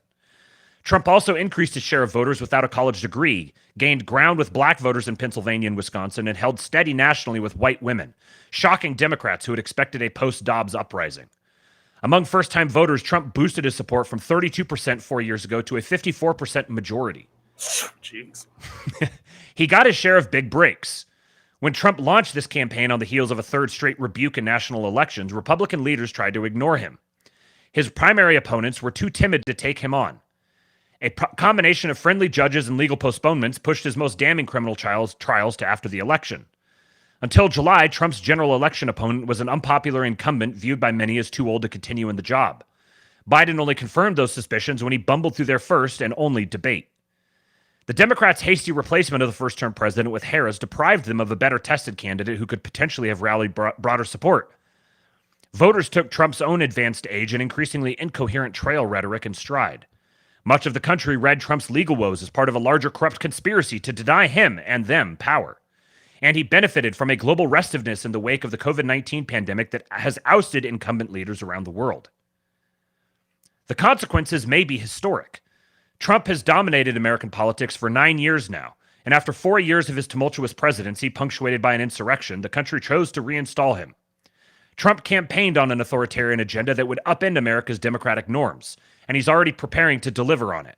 Mass detention and deportation of migrants, revenge against political enemies via the justice system, deploying the military against his own civilians. Jesus Christ. Give it all to me. I'll take it all. How far he chooses to go with the power the public has handed him is a question that will shape the fate of the country. Like, see, this is what MAGA is now being known for. Happy, good-looking people having a good time. To the MAGA faithful, Trump's victory is a thrilling vision coming into view. For the less fervent supporters who helped put him over the top, his rhetoric is largely bluster in service of reforming a government out of touch with America's economic and social needs. To the rest of the country and much of the world, a second Trump term looks like a blow to democracy in the U.S. and beyond. So notice how this is framed here. So for the less fervent supporters who helped put him over the top. So you have a combination of his MAGA faithful and the less fervent supporters who are objectively and demonstrably the bulk of the country. And then to the rest of the country and much of the world, definitionally a minority of the people. That split screen will animate American discourse for the next 4 years. The nation is more polarized than at any point since the Civil War. But soon there will be at least one thing that binds us all together. Come January 20, we will all be living in Trump's America. This account of how Trump did it, based on more than 20 interviews over the last 8 months, offers a glimpse of what that may look like. As always, the strategy started with Trump's instinct. In April of 2023, he was huddled with advisors at his Mar-a-Lago resort in Florida, days after he had made history as the first former president charged with a crime. The subject of the conversation: how could he control the political narrative? Trump had just gotten off the phone with his friend Dana White, the CEO of the Ultimate Fighting Championship.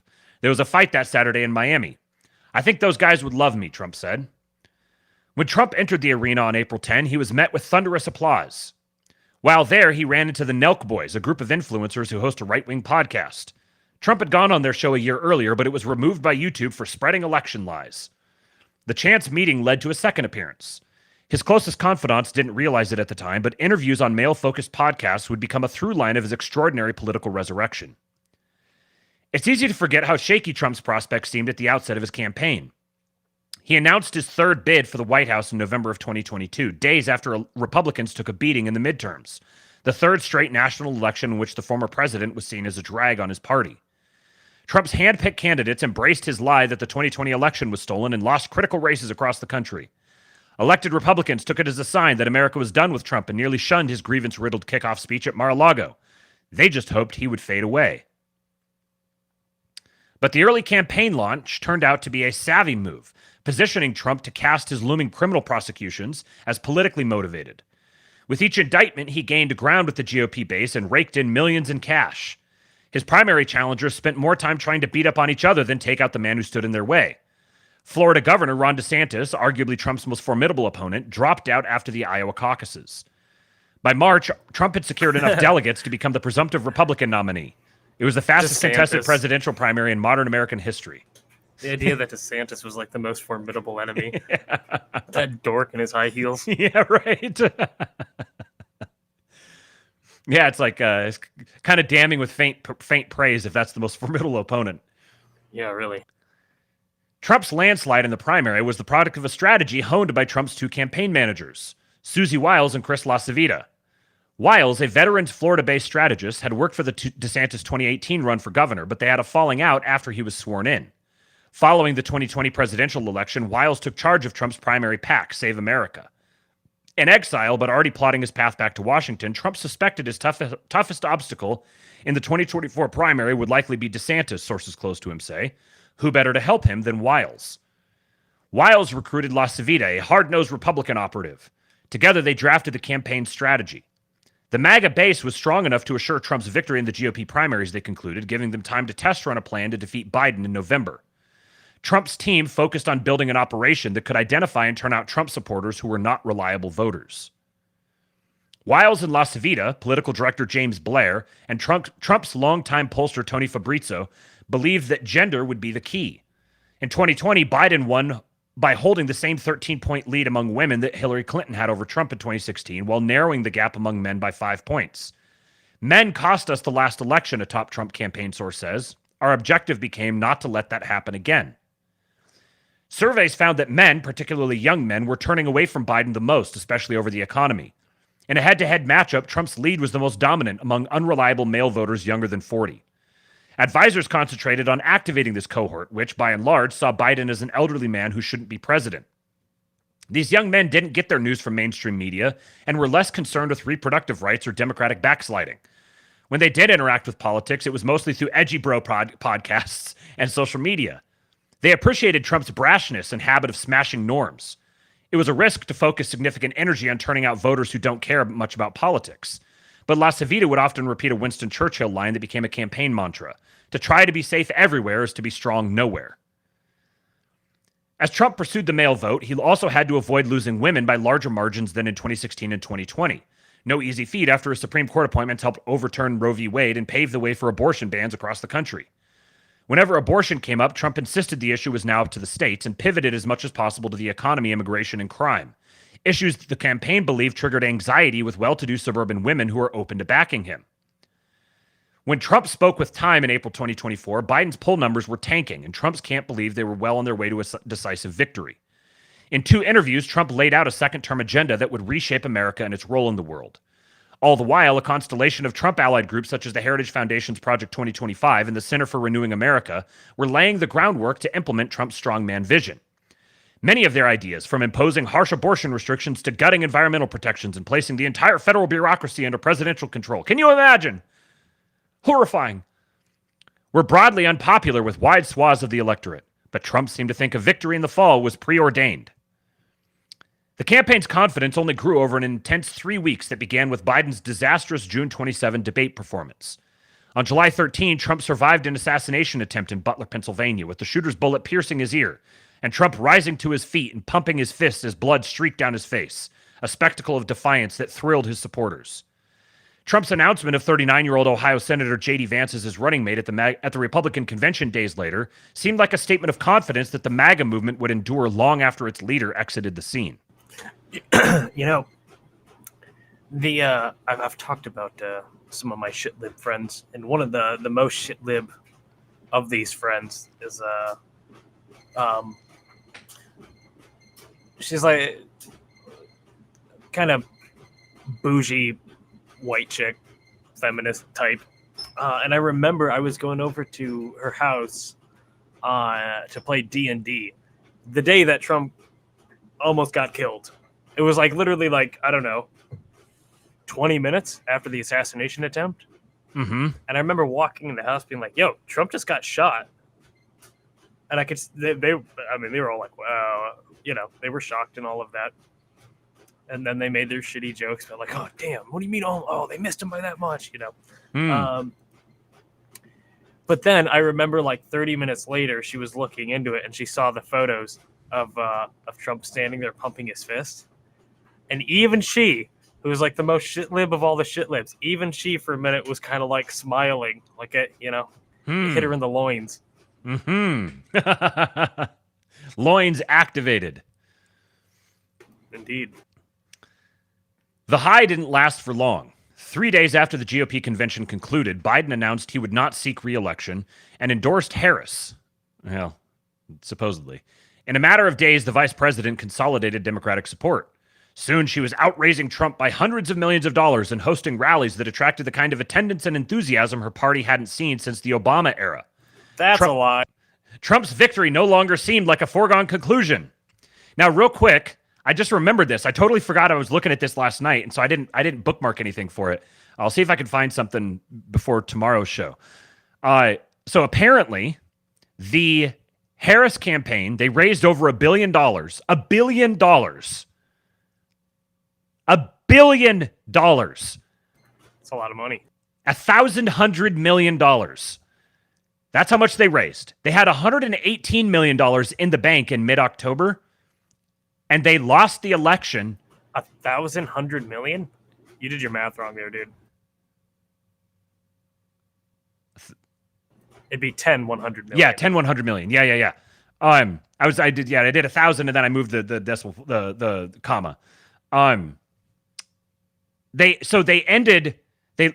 had 118 million in the bank in mid-October, and then they ended with $20 million in debt. They're $20 million in debt, and apparently a huge amount of that money is unaccounted for. They have vendors they never paid, and all the people are starting to leak and snipe at each other about this, and it's turning into a legitimate scandal.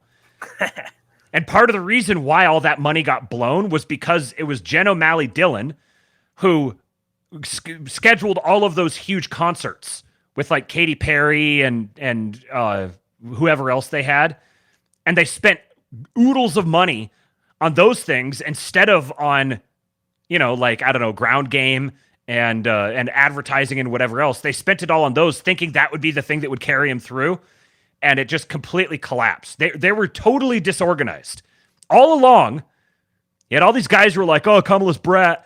And all along, it was so obvious that this was being run incompetently by retarded people. There's people out there who would, oh, no, look, they've got all these plans. They're cooking up some secret plans that they're going to hit us with. No, they're retarded. Imagine being like a Democratic donor and just having written a check for $100 million, 3 months ago, and it's just all burned. It's gone. Yeah, completely gone. There was the story about how they were, I read it yesterday, it said that they were planning a protracted legal battle.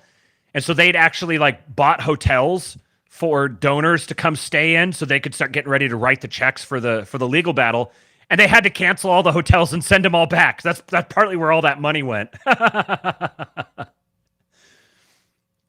In a series of meetings in Palm Beach and at Trump's New Jersey Golf Club, Wiles, LaCivita, and their staff held bull sessions to address the threats posed by their new opponent.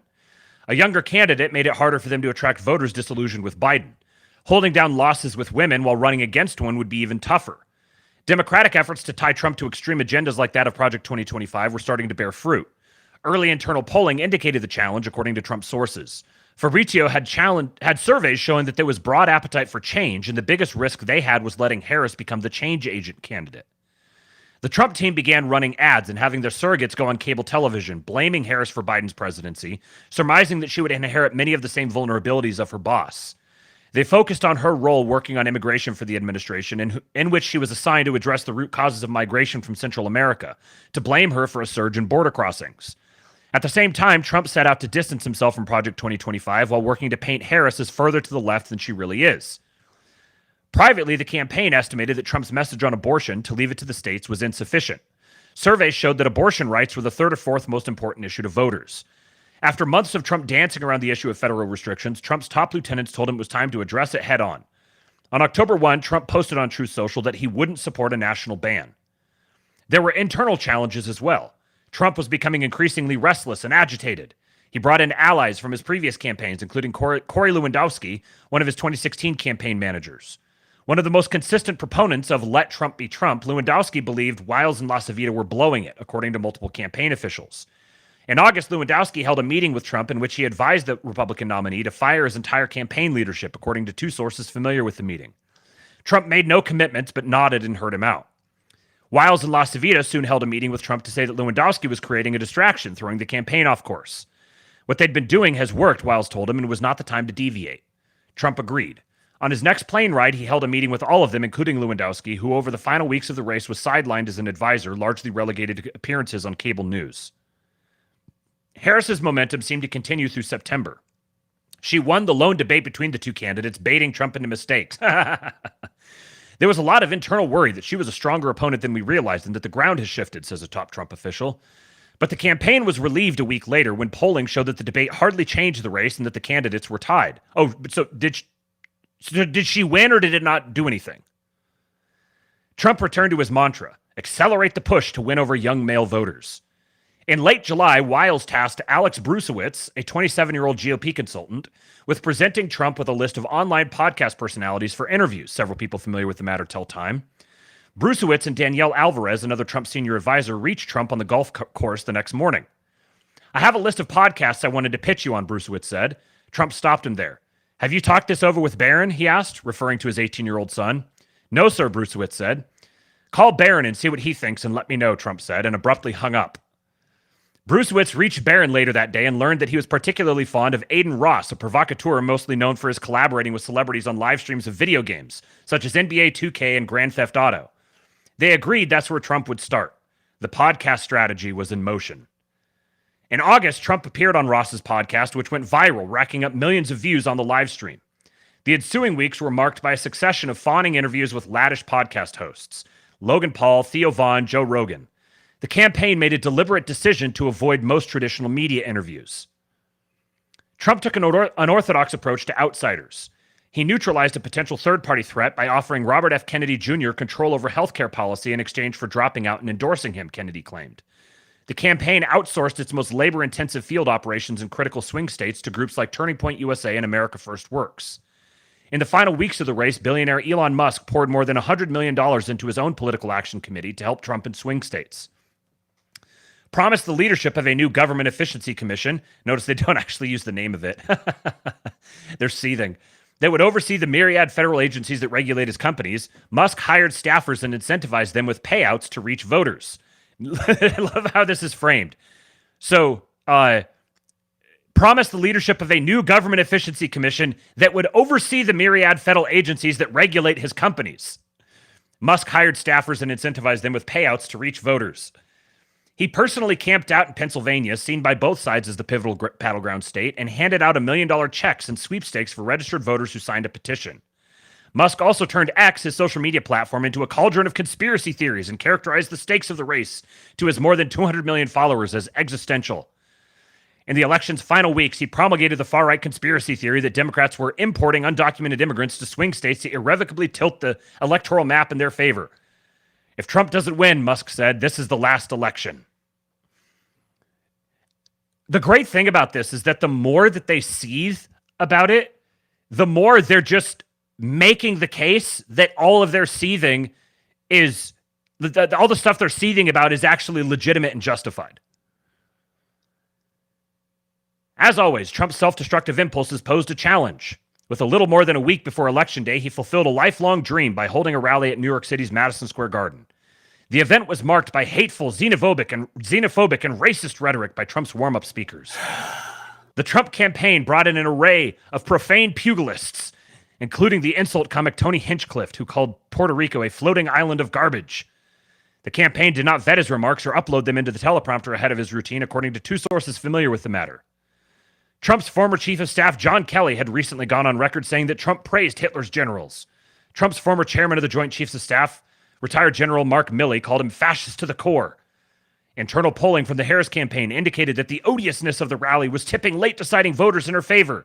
It seemed like Trump might be imploding at the 11th hour.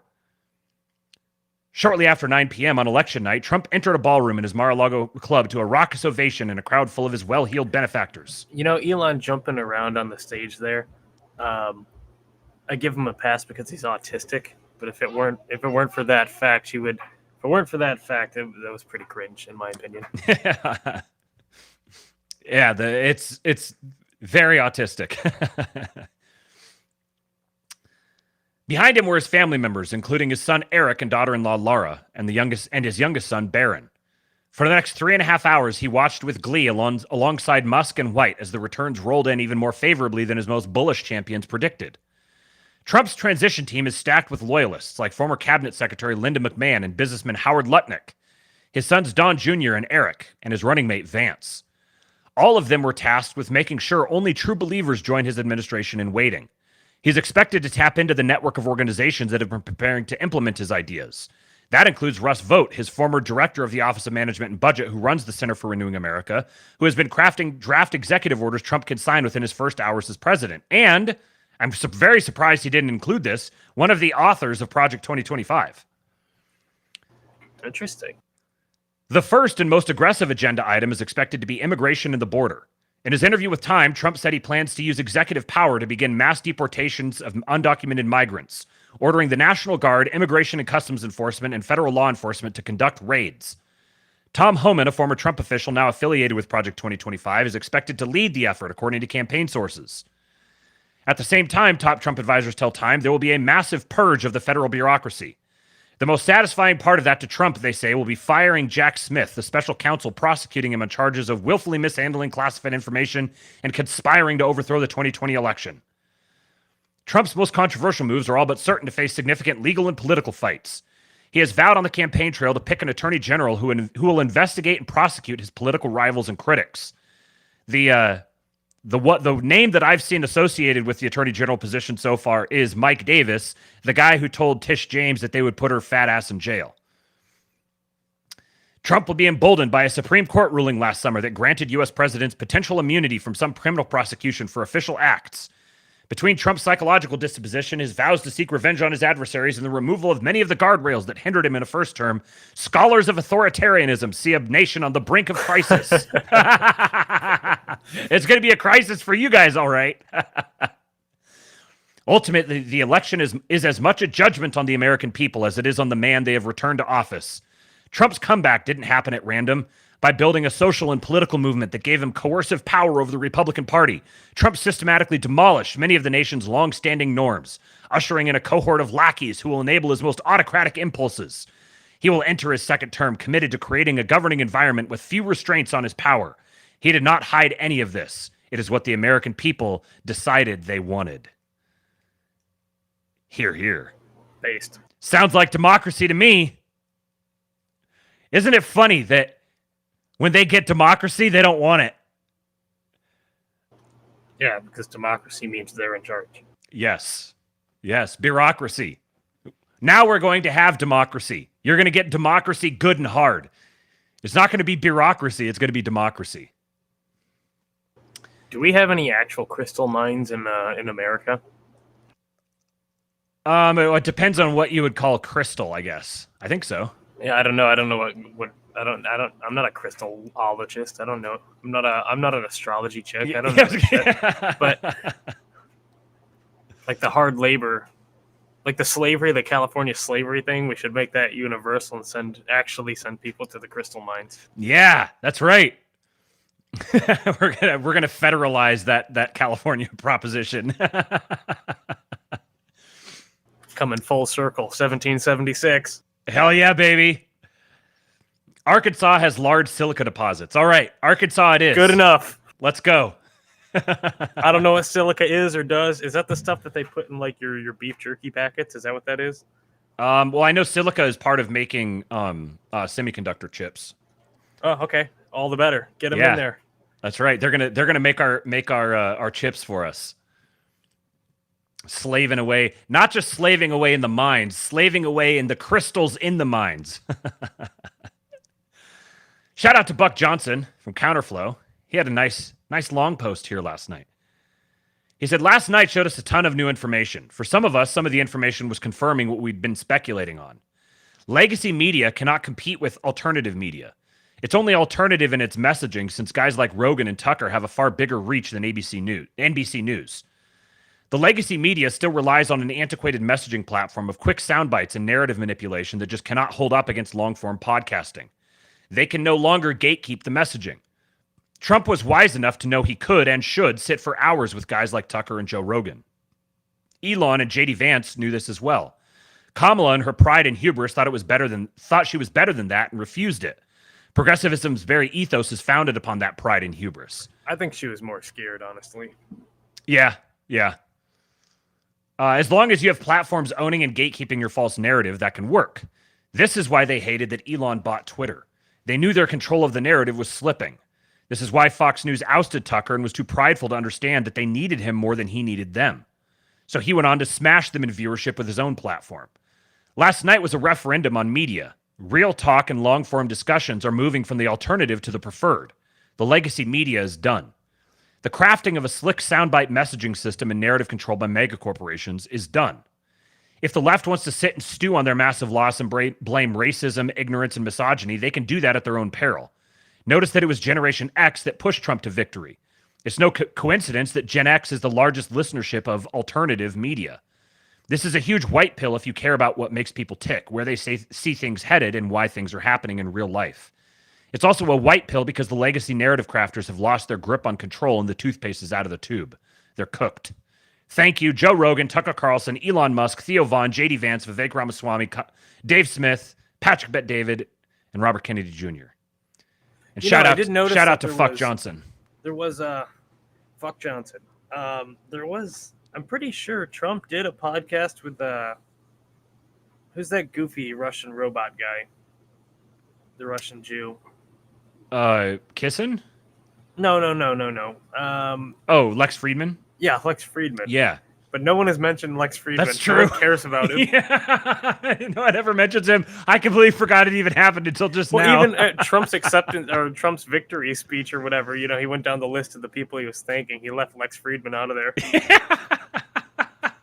No one cares about him. Loser.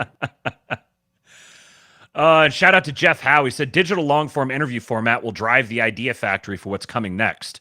What books and papers were to the past is what this will be going forward. As Stormy Waters said, this is the new land rush with guys like Buck, Kingpilled, Miranchuk now leading the way forward. Thank you, Jeff. Shout out to Jeff. All right, and the very last thing I've got is the forerunner, the man who led the way for all of us. We are not sunk yet. We will never surrender. We will never give up. Never, never, never. It's not who we are. It's not what we do. We never give up. Shout out to Rush, man. Rush walked so that we could run. All right, guys. Well, that's all I've got for you today. We got 172 still watching. We're at 115 likes. Can we get to 125? Can we get to 125 here at the end? I'll be back tomorrow for another episode of the Astrolabe. You can go follow me on Twitter at RealKingPilled. Follow that guy at Cooper Brooks, even though he doesn't do anything on Twitter. Yeah, I just lurk and retweet people when they make me laugh. And join the Kingpill Discord, kingpill.com. That is the place to be. We actually hopped on and had a voice chat last night that went for a while. You can follow me on Twitter and DM me, and I'll get back to you in like 3 months when I decide to check my DMs. Yeah, if you want to have a conversation with Cooper, the place to be would be the Kingpill Discord. That's where you can tag him so he'll show up later on and give you some kind of dismissive reply. Yeah, like a day later, I'll just kind of give a passive, yeah, whatever. Give him a thumbs up reaction. Like, I can't even keep up with that anymore, man. Yeah, it's been flying in there. I am the OG. I am the first subscriber to the Kingpill Discord. Did you all know that? Yes, it is true. I'm busy working in the salt mines right now, though, so can't keep up on whatever these goofballs are talking about. It's gotten where like I had to close the Discord during this stream here because the notifications were just flying in too fast. The energy is high. We appreciate you guys. Kingpill.com is the place to go if you would like to join this elite group and be on the lookout. Make sure you listen to the next couple of Astrolabes because you never know what might be released in the midst of an Astrolabe. It's coming soon. Coming soon. You guys are going to love it. Oh, yeah. And you're going to give us a bunch of money. That's right. Yeah, we are plundering you. All right, oinks in the chat for Pig Dirk. And I give you guys Hulk. They're my hero. And they tried to kill the next president of the United States. Enough was enough.